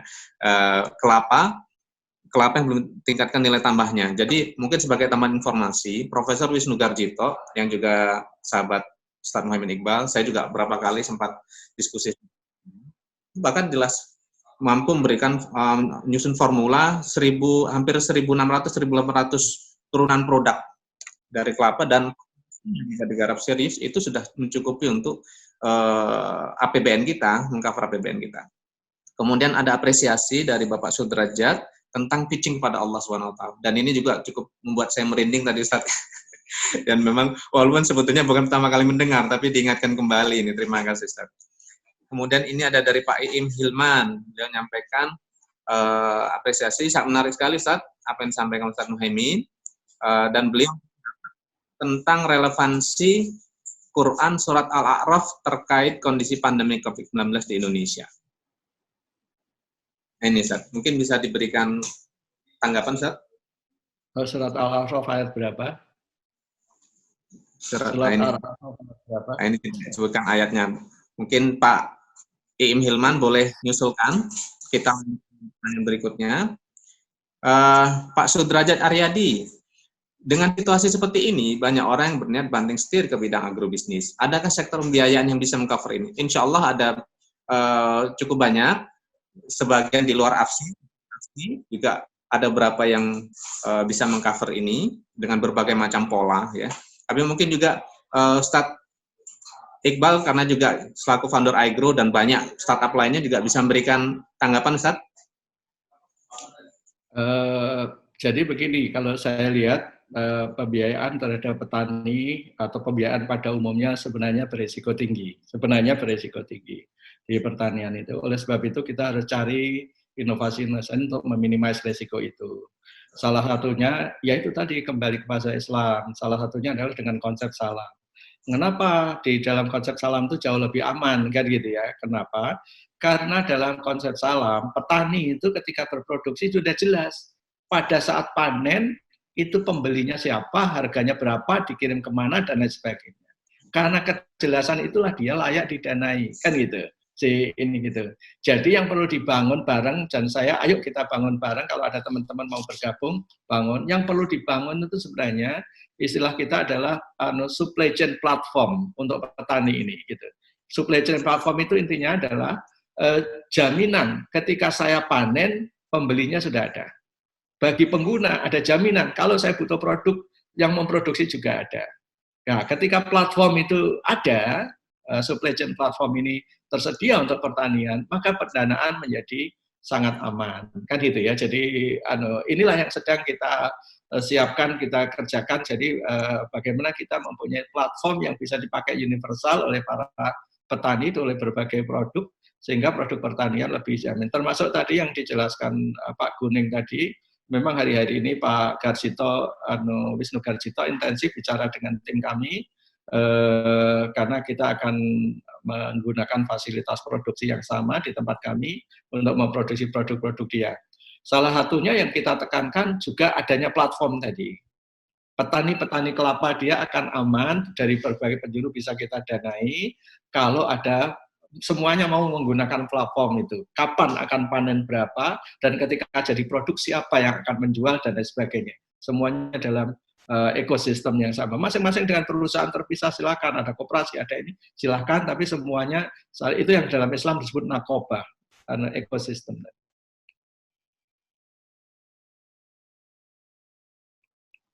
Ya, terima kasih Ustadz. Apakah misalkan di teman-teman Indonesian Startup Center juga mungkin sudah mendevelop ini Ustadz, atau apakah masih terbuka kesempatan untuk teman startup yang lain? Bagaimana Ustadz? Kami sedang mendevelop untuk kebutuhan kami, tapi silahkan kalau teman-teman ada yang bersinergi mempercepat akselerasinya ini untuk bisa berkomunikasi intensif dengan kami untuk mana saja yang paling siap duluan, karena dalam era pandemi COVID ini kita butuh solusi yang istilah itu masif terstruktur, kan gitu ya, sistematis, masif dan terstruktur, karena supaya ada impact yang serius. Untuk daerah yang sudah menyambut gagasan-gagasan kita ini adalah Jawa Tengah, Pak Ganjar dan timnya, dan juga beberapa elemen masyarakat di Jawa Tengah memfasilitasi dan ingin mencoba untuk sentra produksi di Kopeng. Beberapa kecamatan di Kopeng mau kita garap untuk menjadi model bagaimana survival kita untuk situasi seperti ini, kan gitu ya. Sedang kita rancang produk-produk yang sesuai untuk itu. Jadi silakan kalau ada teman-teman yang bergabung. Silakan teman-teman, baik yang AFSI maupun yang belum menjadi member, ini ada kesempatan untuk ikut memperkuat. Karena kita kembangkan ekosistem, jadi supaya kita saling mensupport gitu ya. Ya. Baik, Ustadz, terima kasih informasinya. Ini ada dari Mas Irfan. Assalamualaikum Ustadz. Alhamdulillah Ustadz Muhammad, saya selalu pantengin jenengan dan Instagram Agri Quran Ustadz. Melihat informasi di media tersebut, saya melihat potensi kitab Al-Filaha sebagai guidelines pertanian Islam era ini. Nah, beliau menanyakan bagaimana penerapan Al-Filaha di kalangan petani saat ini, Ustadz, dan peluang ke depannya. Mohon tanggapan. Baik, benar. Anda menyebut kitab Al-Filaha itu kitab yang luar biasa. Itu ditulis oleh Ibnu Awam yang mengumpulkan. Kitab itu sendiri ditulis 4 abad oleh ulama satu ke ulama yang lain, tapi terakhir yang mengcompile itu Ibnu Awam sekitar ini. Kitab sendiri dipakai di Eropa, khususnya Spanyol dan Prancis sampai 5 abad gitu ya, sampai 5 abad, sehingga si kitab itu terus. Ketika saya temukan kitab itu dalam 3 bahasa yang saya temukan, dalam bahasa Arab, Prancis, dan Spanyol. Sehingga saya coba cari penerjemah di Indonesia yang mumpuni untuk memahami semua konteksnya itu terkait dengan konteks teknisnya. Saya belum dapat waktu itu, terus kemudian dibantu teman-teman di Palestina untuk menerjemahkan ke bahasa Inggris. Dan ini jadi yang sekarang saya ada, teman-teman yang membutuhkan ada di komputer saya, dan pernah saya publikasikan juga gratis, boleh mendownload kitab Al-Filaha itu. Nah, challenge penerapannya gini. Kitab Al-Filaha itu beda dengan buku ya, kayak buku biasa. Jadi perlu istilahnya disarah, dingajikan gitu ya, dibahas dengan ngaji, gitu, tahap demi tahap. Tapi tidak hanya cukup dengan ngaji, karena kitab itu ditulis oleh praktisi, harus dipraktekkan, gitu, harus dipraktekkan, dan sambil dari situ nanti kita tahu, oh begini, oh begini, oh begini. Saya berusaha menjalankan ini, mengeksekusi ini dengan konsep pertanian sampai beberapa angkatan, konsep pesantren Al-Filahah dengan sampai beberapa angkatan, tapi jujur saya mengakui kurang berhasil dari sekian banyak yang ikut saya, yang serius hanya beberapa gitu. Kalau saya introspeksi, saya koreksi kenapa susah sekali dengan konsep itu, karena dalam konteks tanda petik nyantri ini, bersantri ini, orang ngaji duduk di masjid hanya sedikit-sedikit lepas sarung, kerja di tanah, nanti sedikit-sedikit balik lagi, duduk lagi di masjid kan gitu kan. Jadi effortnya, actionnya ini kurang maksimal. Sehingga santri-santri saya beri lahan yang nggak sampai 10 hektar pun nggak makmur kan gitu ya. Padahal sekian banyak orang kan gitu. Karena konsepnya tadi, nyantri tadi kan gitu ya. Nyantri. Nah, oleh sebab itu perlu diubah, tapi nyantri tapi juga harus dipraktekkan. Maka benar sekali di surat Al-Asr itu, orang yang keluar dari himpunan besar orang yang rugi itu yang amal soleh. Jadi ngaji memahami kitab Al-Filahah sendiri kurang bermanfaat kalau kita tidak berhasil mengamalkannya itu. Jadi challenge-nya itu challenge pengamalan. Kalau memahami kitab dingajikan, insya Allah paham. Tapi setelah itu pengamalannya ini, gitu. Nah itulah yang perlu ngalami babak belurnya, asam garamnya, dan akhirnya beristighfar, dan mudah-mudahan dengan itu Allah mudahkan. Oke. Ini boleh kita lanjut, Ustaz? Silakan dituntaskan aja sekalian, silakan. Ini kemudian bisa di ini. Ya, baik. Ini insya Allah dari Ibu atau Saudari Mutamimah dari Unisula ini, insya Allah sepertinya Ibu dosen. Pak Iqbal, untuk menghitung kelayakan investasi, pertanian, peternakan dan lain-lain, menurut Pak Iqbal pakai metode apa yang Islami? Karena selama ini menggunakan NPV, Net Present Value, IRR yang berbasis bunga. Mohon penjelasan, Ustaz. Ya. Ini pertanyaan yang mendasar sekali ya. Ini karena memang kesalahan kita umumnya, kita terpaku pada IRR, terpaku NPV dan sebagainya, karena uang kita adalah rupiah, gitu ya. Uang kita rupiah. Karena uang kita rupiah, maka kalau tidak ditambah, yang minjami itu rugi, kan gitu. Yang investasi rugi. Kenapa? Karena rupiah atau mata uang fiat pada umumnya turun, kan gitu ya. Sehingga selalu diimbangi dengan inflasi, dengan segala macam ini kan itu. Maka yang paling tepat adalah dengan konsep hasil yang konkret ya, dengan disetarakan dengan komoditi tertentu atau dengan harga emas. Itulah mengapa dalam Islam ada hadis sahih yang disepakati oleh hampir seluruh perawi terkait jual beli emas, perak, gandum, intinya apa? Komoditi. Ukurannya komoditi, kan gitu ya. Maka komoditi. Kalau saya berhutang 1 ton beras, saya kembalikan ya 1 ton yang saya kembalikan nggak rugi.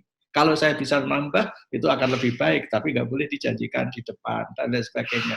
Jadi konteksnya kalau ya pertanyaan tadi, sejauh dikembalikan kepada nilai uang yang lebih bagus, gitu ya, menjadi NPV dan lain sebagainya menjadi kurang relevan kan gitu ya. Jadi ukurannya harus benda konkret. Kalau dalam Islam akuntansinya harus merefer pada komoditi yang konkret tadi, beras, emas, perak, gandum, beras gandum, bahkan sampai garam. Jadi akuntansi yang berbasis nilai intrinsik, konteksnya itu. Terus kemudian kalau ada marginnya bisa margin jual beli atau bagi hasil, kan gitu. Paling tidak tadi dari diskusi kita, kalau yang umum mungkin diterapkan di kalangan pegiat ekonomi syariah, yang paling aman bagi mereka kan murabahah ya Ustaz ya.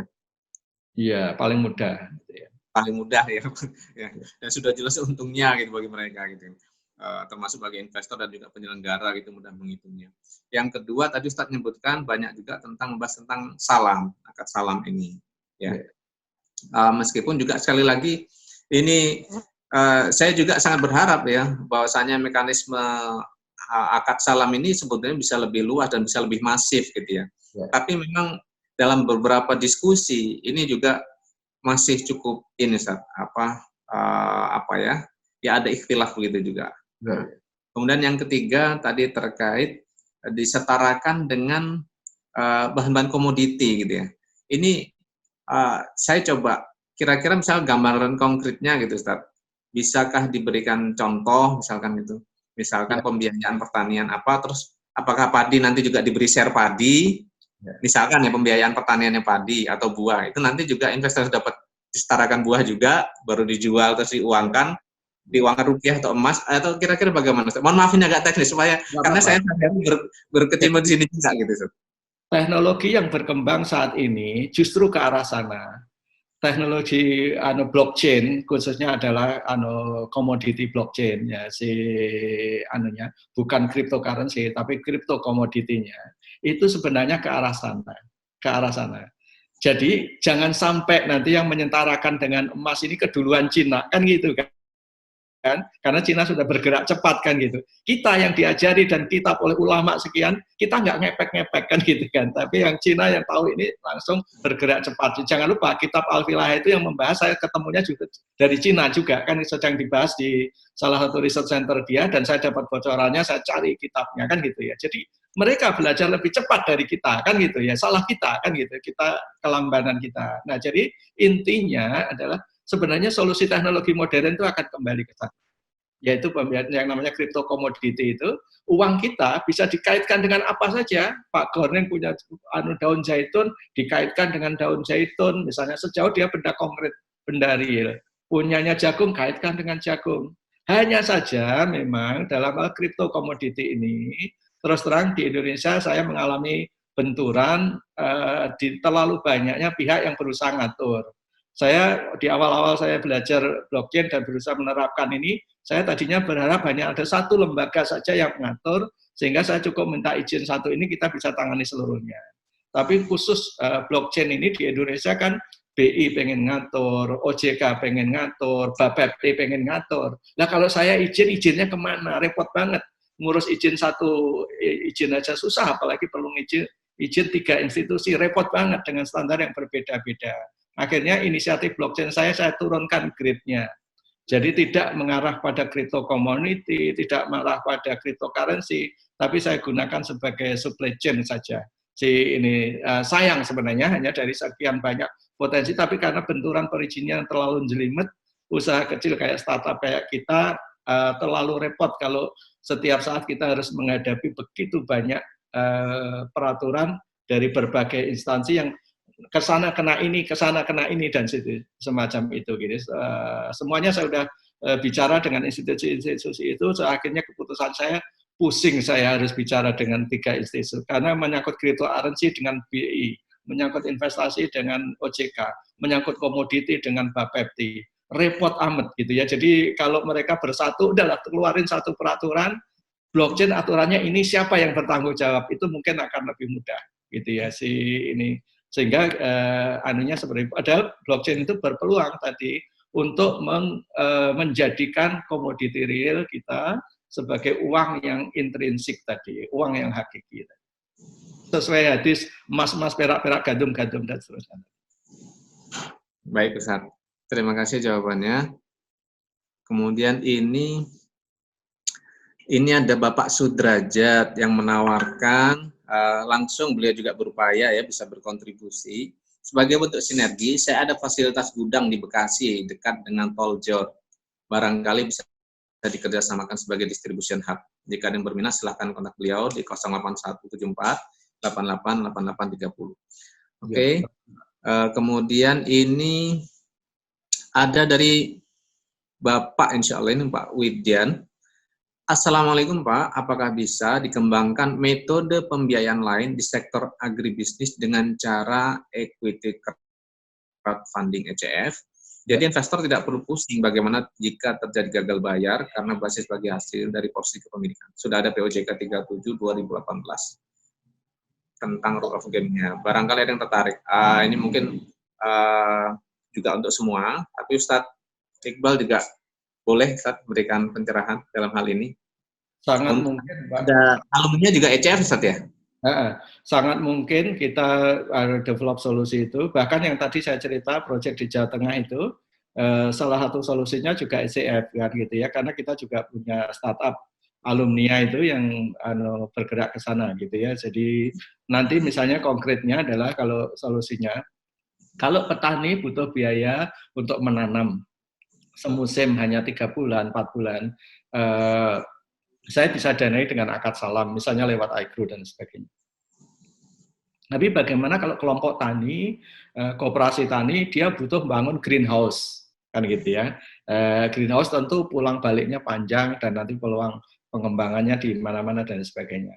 Nah, maka yang kita sarankan adalah koperasi itu membuat BUMD, badan usaha milik desa dan sebagainya. Nah, di situ bisa sebagian dananya di ECF-kan gitu ya. Dan itu sangat mungkin gitu ya untuk dilakukan. Mohon maaf Ustaz, tadi saya agak miss. Tadi BUMD itu mendirikan koperasi begitu, atau koperasi yang memiliki BUMD, atau bagaimana? Bisa either way ya. Jadi BUMD, Badan Usaha Milik Desa ini, bahkan kalau saya prefer sebenarnya BUMM ya, Badan Usaha Milik Masjid gitu kan. Jadi jemaah dalam satu masjid membuat badan usaha, BUMM menggarap ini kan gitu ya. Karena masjid itu, kenapa masjid itu menarik untuk menjadi distribution channel? Karena masjid itu ada di seluruh pelosok, di seluruh desa, di seluruh dusun.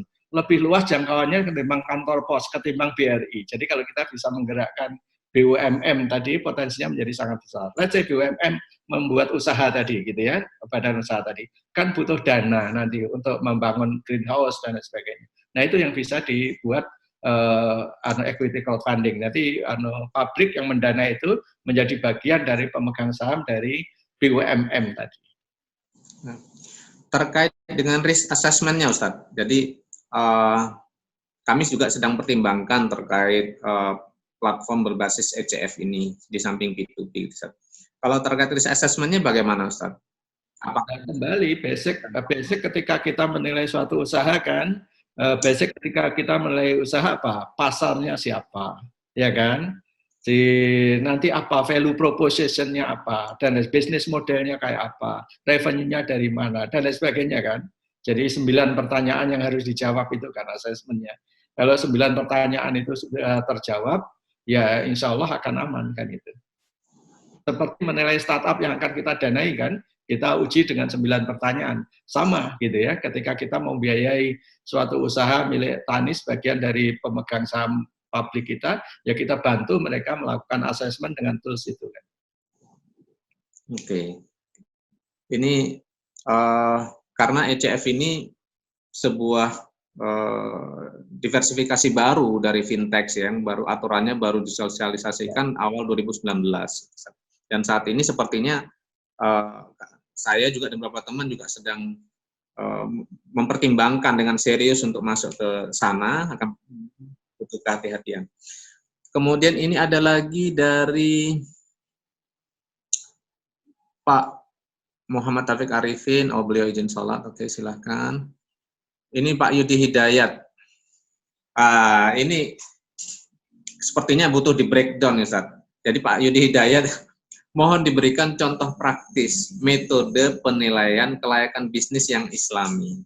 Ya, untuk perjalanan pertanyaan sebelumnya. Mungkin bisa dikasih penjabaran Ustaz yang mungkin 9 poin tadi, atau mungkin ada yang lebih khusus yang memang tadi terkait pertanyaannya. Dari sudut pandang Islam di surat Toha kalau nggak salah, ECF itu kan sirkah ya, bentuknya sirkah ya, bentuk sirkah. Dalam konteks sirkah, Islam memberikan guidance. Guidance-nya kurang lebih begini. Sesungguhnya mayoritas orang yang bersirkah saling mendolimi satu sama lain. Kecuali sangat sedikit, yaitu orang-orang yang beriman dan beramal soleh. Oke, jadi yang pertama kali kita nilai kalau dalam konteks Islam, apakah kita layak untuk masuk suatu sirkah? Tadi ECF itu kan sirkah ya, equity ya, sirkah itu. Itu yang pertama adalah apakah layak kita pada terlibat dalam satu proyek itu. Kita menjadi layak pertama. Kalau pertama orangnya beriman, ya kan, beriman untuk mengeksekusi. Kedua, pekerjaan yang dilakukan itu adalah untuk amal soleh, kan gitu kan, amal soleh. Jadi konteksnya harus yang dilakukan adalah seperti itu, gitu ya. Dan itu pun sedikit, ya sedikit yang lakukan itu. Nah, oleh sebab itu dalam hal sirkah ini memang perlu ekstra hati-hati karena itu long term, karena kerjanya panjang. Tapi kalau jual beli, ibaratnya dengan Yahudi pun boleh, nggak masalah kan gitu. Kalau konteksnya jual beli, karena jual beli itu putus kan gitu ya. Hanya saat ini cocok ya kita beli, besok nggak cocok nggak bisa kita beli kan gitu ya.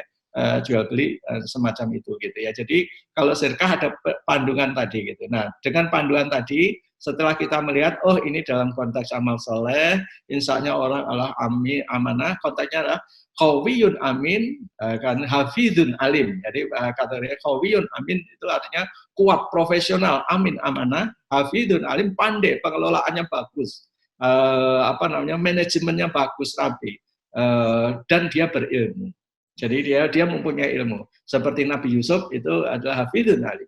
Seperti Nabi Musa itu qawiyun amin.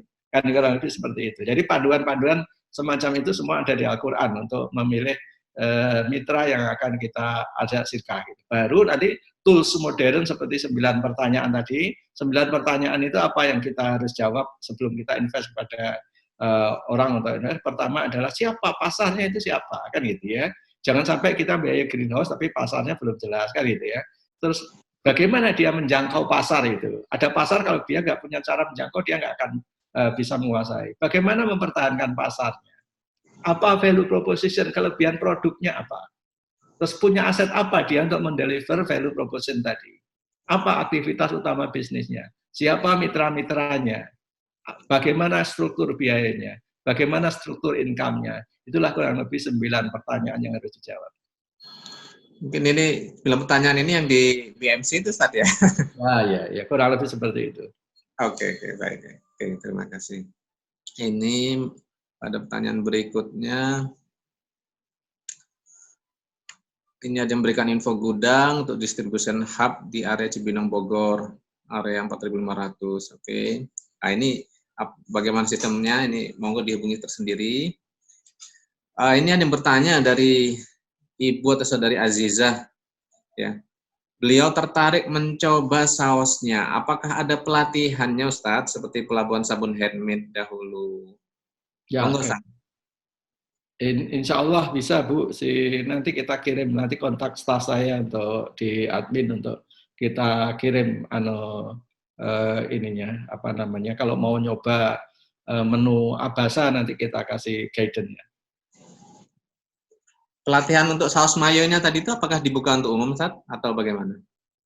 Sementara belum karena kita mau pastikan yang jalan nanti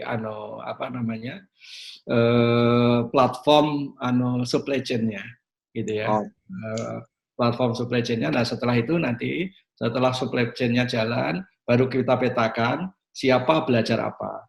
Misalnya yang petani akan memproduksi salada misalnya, maka dia tentu nggak perlu belajar yang ini kan gitu ya. Dengan cara itu kita meminimize bocornya formula-formula standar kita kepada orang yang tidak bertanggung jawab kan gitu ya. Tapi yang memang akan menjadi mitra produksi, ya tentu dia harus belajar itu. Intinya adalah tetap terbuka bebas, cuman kita kendalikan. Jadi siapa yang memang akan membutuhkan knowledge itu kan. Baik.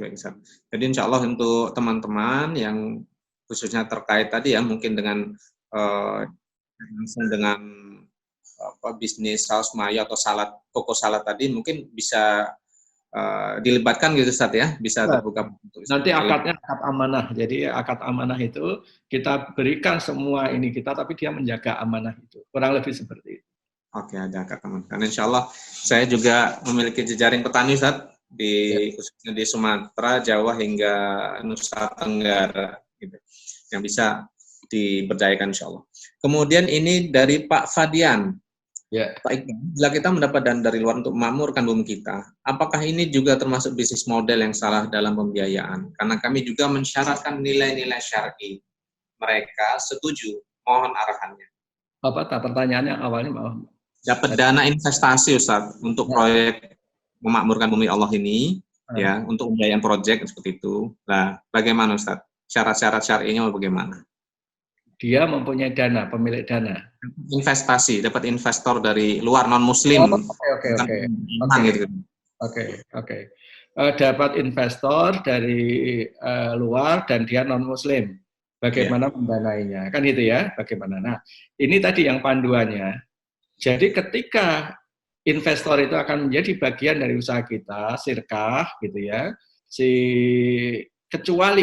kecuali Pak Fadian dan timnya itu bisa make sure bahwa Pak Fadian akan bisa dalam kendali, itu tidak masalah ya, karena itu ketika Nabi memimpin Madinah pun ada yang non-muslim gitu kan, tetapi dengan tugas-tugas yang tidak melampaui yang dianggap penting ya, strategis kan gitu ya. Tetapi kalau dia yang lebih strategis atau dananya lebih besar, nanti dikhawatirkan menjadi pengendali dan lain sebagainya, usahakan jangan sirkah, usahakan jual beli saja. Akadnya jual beli saja. Karena kalau sirkah, syaratnya tadi beriman dan beramal soleh. Jadi kecuali karena kalau di luar itu, nanti mayoritas orang yang bersirkah itu saling mendolimi. Ketika bersirkah dan kita ada satu pihak yang mendolimi, Allah sudah meninggalkan sirkah itu. Kan itu ya, adanya seperti itu. Jadi saran saya lebih banyak kepada transaksi aja, non sirkah atau non equity tadi, tapi lebih banyak kepada transaksi jual beli. Nggak masalah, misalnya dia ngasih jangka panjang untuk ini, saya setor dengan sekian banyak produk, sekian ini bisa kan diatur semacam itu dengan model kayak salam dan lain sebagainya. Pokoknya Anda saya bayar. Nah itu dengan kripto sebenarnya lebih mudah lagi. Kripto komoditi kan, dia store equity sekian. Tugas saya mengembalikan itu dengan setoran sekian banyak komoditi yang dikaitkan misalnya energi baru terbarukan, saya setor sekian, misalnya kayak gitu. Itu lebih sebenarnya. Maka saya selalu mengingatkan, teknologi baru, semakin ke depan, semakin canggih, itu semakin dekat kepada solusi Islam. Ketika sesuatu digali ilmunya mendalam, itu insya Allah akan semakin tergantung pada kemampuan para aktor dari intelektual muslim ini menerapkannya, kan gitu. Iya, Ustaz. Jadi saya teringat eksekutif briefing blockchain pada saat itu, Ustaz ya awal-awal pengarahan langsung dari Ustaz terkait teknologi blockchain dan potensi ke depan. Memang masih ada hambatan, Ustaz ya. Baik, Ustaz, ini masih ada pertanyaan, Ustaz. Boleh dilanjut, Ustaz? Nggak apa-apa, nanti sampai jam 4 kita selesaikan sekalian. Oke, kita form sampai jam 4. Ini ada request Trianti. Ini teman saya nih dari Sumatera Barat. Beliau mohon diadakan pelatihan pembuatan produk turunan kelapa, tapi online, Ustaz, gitu. Oke. Mungkin nanti sambil ditanggapi. Yang kedua, ini ada tanggapan. Nah, ini dari audiens. Menurut saya, NPV dan IRR tetap bisa dipakai, asal perhitungan bunganya bisa kita pertanggungjawabkan. Pakai saja R-nya inflasi, rate-nya inflasi. Karena memang acuan inflasi atau CPI, underlying adalah komoditi. Kalau mau underlying itu R-nya dan harga emas juga boleh. Mohon koreksi Pak Ustadz. Nah, ini beliau coba mensimulasikan bisnis prosesnya. Mohon ditegaskan, Ustadz, apakah benar seperti itu tadi? Ya, ini masalah khilafiyah ya, di antara teman-teman banyak sekali menggunakan solusi pendekatan. Ada yang dengan indeks ya, ada yang dengan tadi ya, inflasi dan lain sebagainya. Ya, sejauh upaya kita berusaha untuk meminimais atau menghindarkan riba pada waktunya gitu ya, itu tidak ada salahnya. Untuk mana yang mungkin dulu ditinggalkan, itu menurut saya baik-baik saja. Mana untuk ini gitu ya, karena solusi yang mendadak langsung itu juga tidak mudah kan gitu ya. Pernah datang kepada saya serombongan anak muda hijrah di Bandung, datang ke saya dengan bergegas, dia bilang, Bapak, kami sudah memutuskan untuk menarik uang dari bank, kan gitu ini, karena kami takut riba, bla bla bla bla. Terus saya tanya begini, terus kalau uang Anda ditarik dari bank, ditaruh di mana sekarang? Ya kami pegang cash. Nah justru itu nggak benar kan gitu ya. Jadi solusi kita harus well plan lah, harus anunya kan gitu ya. Ya jadi ketika kita misalnya menarik uang dari bank, kita juga harus punya solusi kan untuk kegiatan produktif apa kan gitu ya. Ketika kita taruh di bawah bantal, ya itu bukan solusi namanya kan gitu ya. Jadi harus jadi effort apabila ketika Yusuf Qaradawi mendapatkan pertanyaan, bagaimana saya bekerja di bank, apakah saya sebaiknya keluar langsung? Tidak jawabannya. Tapi Anda harus punya rencana perbaikan apa yang Anda lakukan sampai kapan. Kurang lebih seperti itu. Jadi solusi-solusi sementara berbasis ini boleh-boleh saja gitu ya, dengan niat untuk semakin mendekatkan diri pada petunjuknya. Oke. Terima kasih Ustaz. Ini ada dari Pak Dharma O tadi negaskan. Alhamdulillah mendengar terobosan brilian Pak Muhaimin. Jadi makin semangat di agribisnis yang sudah kami garap 5 tahun. Wah, ini kalau dari 5 tahun udah panen berkali-kali nih Pak Dharma nih. Dan mungkin zakatnya siap-siap dikeluarin nih. AFSI boleh juga dia bisa. Kemudian cuma moderator sering singgung tentang AFSI. Boleh dijelaskan sedikit tentang AFSI? Karena di sini ada Pak Ketu dan Pak Direktur Institut juga. Nanti mungkin di akhir, mungkin 5 menit terakhir atau 10 menit terakhir, boleh 10 menit terakhir lah.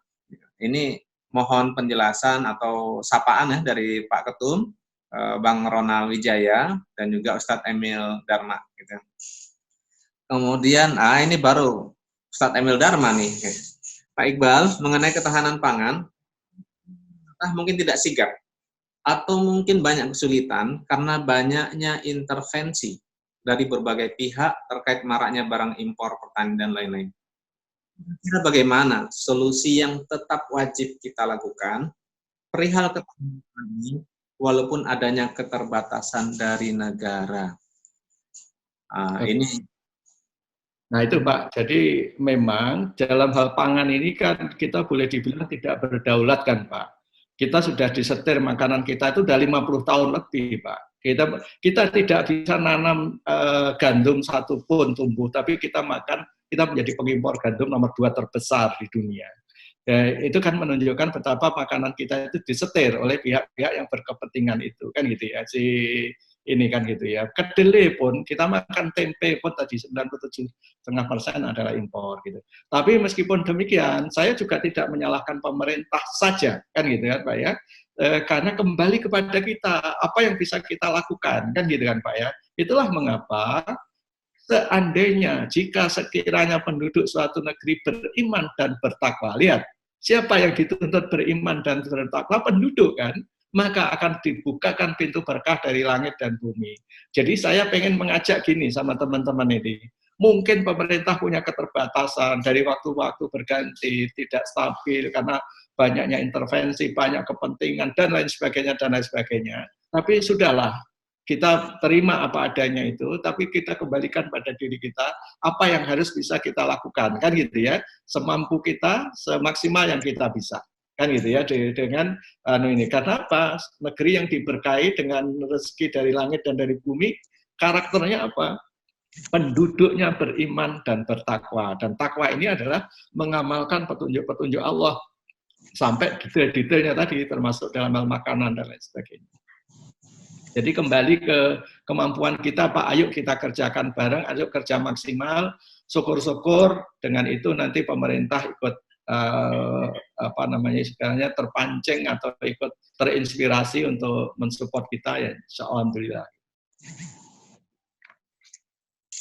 Baik, insya Allah saya kira ini sudah semua pertanyaan, Ustaz. Yang terjawab. Mungkin di akhir ya, karena insya Allah setelah ini kami akan berikan kesempatan kepada teman-teman dari AFSI untuk memberikan penjelasan singkat, karena ternyata banyak yang join tapi belum tahu AFSI itu apa, Ustaz. Tapi mungkin sebelum teman-teman AFSI, kami mohon kesediaan Ustaz Muhaimin Iqbal untuk memberikan closing statement, karena insya Allah saya tidak akan merecap, mereview, tapi saya mohon kesediaan Ustaz Muhaimin Iqbal untuk memberikan closing statement di akhir sesi diskusi ini, Ustaz. Baik, saya hanya mensarikan sederhana kepada teman-teman gitu ya. Semua jawaban itu sebenarnya ada di Al-Quran. Al-Quran itu tibyan likulli syai', jawaban untuk seluruh masalah, penjelasan untuk segala macam masalah. Jadi ketika kita kembali ke Al-Quran, insya Allah akan ada jawaban itu. Tetapi juga harus disadari bahwa kita tetap akan rugi atau belum maksimal upaya kita sampai kita mengamalkan. Jadi yang keluar dari himpunan bilangan universal orang yang rugi itu, yang dikeluarkan adalah yang beriman dan beramal soleh. Nah, dalam konteks amal soleh ini, karena kita tidak pernah sempurna dalam beramal soleh, masih selalu bolong-bolong gitu kan, maka disitulah harus setiap amal soleh kita ikuti dengan istighfar gitu ya. Jadi konteksnya dengan demikian. Jadi jangan keburu memvonis misalnya ada aktivis Islam melakukan ini seperti ini kok hasilnya kayak gitu. Jangan begitu.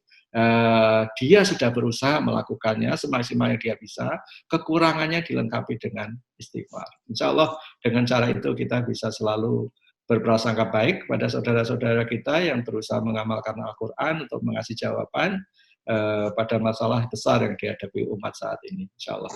Kurang lebihnya saya mohon maaf, Pak Emil, Pak Kuning, mohon maaf dan terima kasih telah diberi kesempatan untuk sharing ini. Kami yang sebetulnya sangat lebih patut berterima kasih dan ini sangat bersyukur Ustaz. Jadi ada update terbaru. Ya nggak semua berita gembira, tapi termasuk tadi kendala-kendala yang dihadapi itu juga ya insya Allah menyemangati kita juga ini yang artinya bukan hanya kami yang mengalami, tapi juga Ustaz juga mengalami dan tapi tetap terus berjuang dengan segala daya upaya dan terus bertumbuh bersama-sama berjalan. Ini tadi ada permintaan dari Pak Dharma dan audiens yang lain. Masih ada Ustadz Tri, mohon kesediaan Ustadz Tri. Halo, Ustadz Tri untuk memberikan gambaran singkat. Dan harapan saya tadi apa yang di-challenge disampaikan dari Ustadz Muhaimin tadi, challenge pada AFSI gitu. Mungkin saya berharap ada tanggapan nih gitu. Ada juga Kang Riki, ya para pentolan, mohon maaf pentolan. Apa ya bahasanya kalau bahasa Jawa? Pentolan bahasa Surabaya ini. Para sesepuh ya, AFSI bisa menanggapi challenge dari Ustadz Muhaimin Iqbal tadi, agar mungkin ada upaya bersama lah, nggak bisa sendiri-sendiri. Ya, saya berharap ada tanggapan. Matri? Ya mungkin bisa saya bantu Mas Gurning, Bang Gurning. Bismillahirrahmanirrahim. Assalamualaikum warahmatullahi wabarakatuh. Terima kasih Pak Muhaimin Iqbal atas tauziah, atas ujangan, atas materinya pada hari ini. Luar biasa, sangat menginspirasi.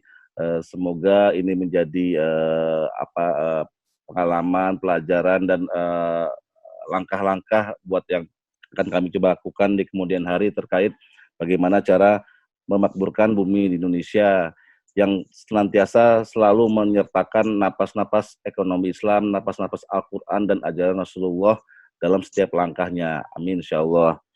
Terkait perihal Asosiasi Fintech Syariah Indonesia, saat ini kami sudah ada mungkin sekitar 50 lebih platform Fintech Syariah, sedangkan yang tergabung dalam komunitas ada sekitar 150 lebih perusahaan. Terkait sirkah atau kerjasama atau pembiayaan dalam hal pertanian ini memang belum banyak, tapi ada 1-2, salah satunya di Bang Gurning ya, Go Live sendiri, kemudian ada juga dari timnya Pak Muhaimin Iqbal, iGrow dan yang lainnya. Memang tadi sangat menarik, andai kata pembiayaan pertanian ini kita bawa misalnya dengan akad salam ataupun dengan equity crowdfunding sehingga bisa bersirkah bersama dalam mengelola sebuah proyek. Kami atas nama AFSI membuka setiap masukan atau kira-kira bisnis model apa yang mau kita ajukan untuk pembiayaan dari teman-teman sekalian. Monggo nanti bisa lihat di Instagram atau nanti bicara dengan tim dari sekretariatan kami, sehingga barang-barang kita bisa berikan solusi dari keinginan teman-teman untuk melakukan pembiayaan di bidang pertanian. Mungkin itu dari saya saja, singkat saja Bang Gurning, Pak Iqbal, terima kasih buat teman-teman. Insya Allah acara The Rise of Islamic Finance ini bakal terus berlanjut dengan berbagai materi yang akan kita lanjutkan di kemudian hari. Terima kasih, syukron. Terima kasih Ustadz Emil Dharma. Beliau adalah Direktur AFSI Institute yang memang salah satu core utamanya edukasi kepada masyarakat tentang kehadiran AFSI. Apa itu AFSI dan sebagainya bisa dicek di web juga, silahkan di googling atau mungkin nanti bisa lewat kontak dari teman-teman ketika join webinar ini. Ya. Baik, insya Allah, mohon maaf ya yang baru bergabung Pak Teguh Febrianto, ini sudah dari BTPN Syariah, tapi sebetulnya kita butuh nih pendapat dari orang perbankan syariah ini. Dengan tadi porsinya untuk pertanian hanya 3% atau 5% tadi. Tapi beliau ikutnya di belakang. Saya khawatir belum mendapatkan informasi yang cukup gitu loh, pembekalan yang cukup. Ini saya coba cek dulu di chat room bagaimana. Oke, ya. karena rata-rata, mohon maaf, ini kita sudah sejak pukul 14 kurang, sebagian besar sudah standby. Jadi terima kasih Pak Tugu. Mungkin nanti insya Allah karena acara webinar APSI ini serial, ini seri kedua, insya Allah bisa ikut lebih awal di sesi berikutnya gitu ya. Tapi insya Allah kami berinteraksi dan kami atas nama APSI sekali lagi menyampaikan apresiasi yang setinggi-tingginya. Belum bisa berjabat tangan Ustaz, belum bisa sungkem. Insya Allah Ustaz Muhammad Iqbal ini adalah bagi saya dan teman-teman para pegiat Agri Quran istilahnya adalah salah seorang guru kehidupan bagi kami, dan kami doakan semoga sehat walafiat selalu. Amin ya Rabbal. Dan juga mohon doanya Ustaz untuk kami di lapangan yang masih butuh banyak belajar, butuh banyak bimbingan. Saya dulu sempat nyantri di tempat Ustaz selama sekian bulan gratis, Masya Allah. Meskipun belum berhasil Ustaz ya, tapi kita insya Allah terus di. Kemudian terakhir dari Pak Bambang WPP, kami berharap APSI bisa lebih lagi ke pembiayaan pertanian karena kami, saya dan para petani selama ini susah mendapatkan biaya investasi. Ya, memang karena begitu sulitnya posisi petani. Tapi insya Allah tadi gambaran solusi dari Ustaz Iqbal tadi menurut saya sudah luar biasa komprehensif dari sisi konseptual. Tinggal sekarang challenge bagi kita semua adalah bagaimana mewujudkannya. Insya Allah itu doa kita semua. Ini 10 hari terakhir, mari kita pitching pada Allah Subhanahu Wa Taala dengan doa-doa terbaik kita. Semoga Allah memberikan bahkan yang jauh lebih baik dari Amin ya Rabbal. Terima kasih. Kami. Assalamualaikum warahmatullahi wabarakatuh. Mohon maaf atas segala salah dan khilaf kami. Assalamualaikum warahmatullahi wabarakatuh. Kita tutup dengan doa. Subhanallah. Assalamualaikum.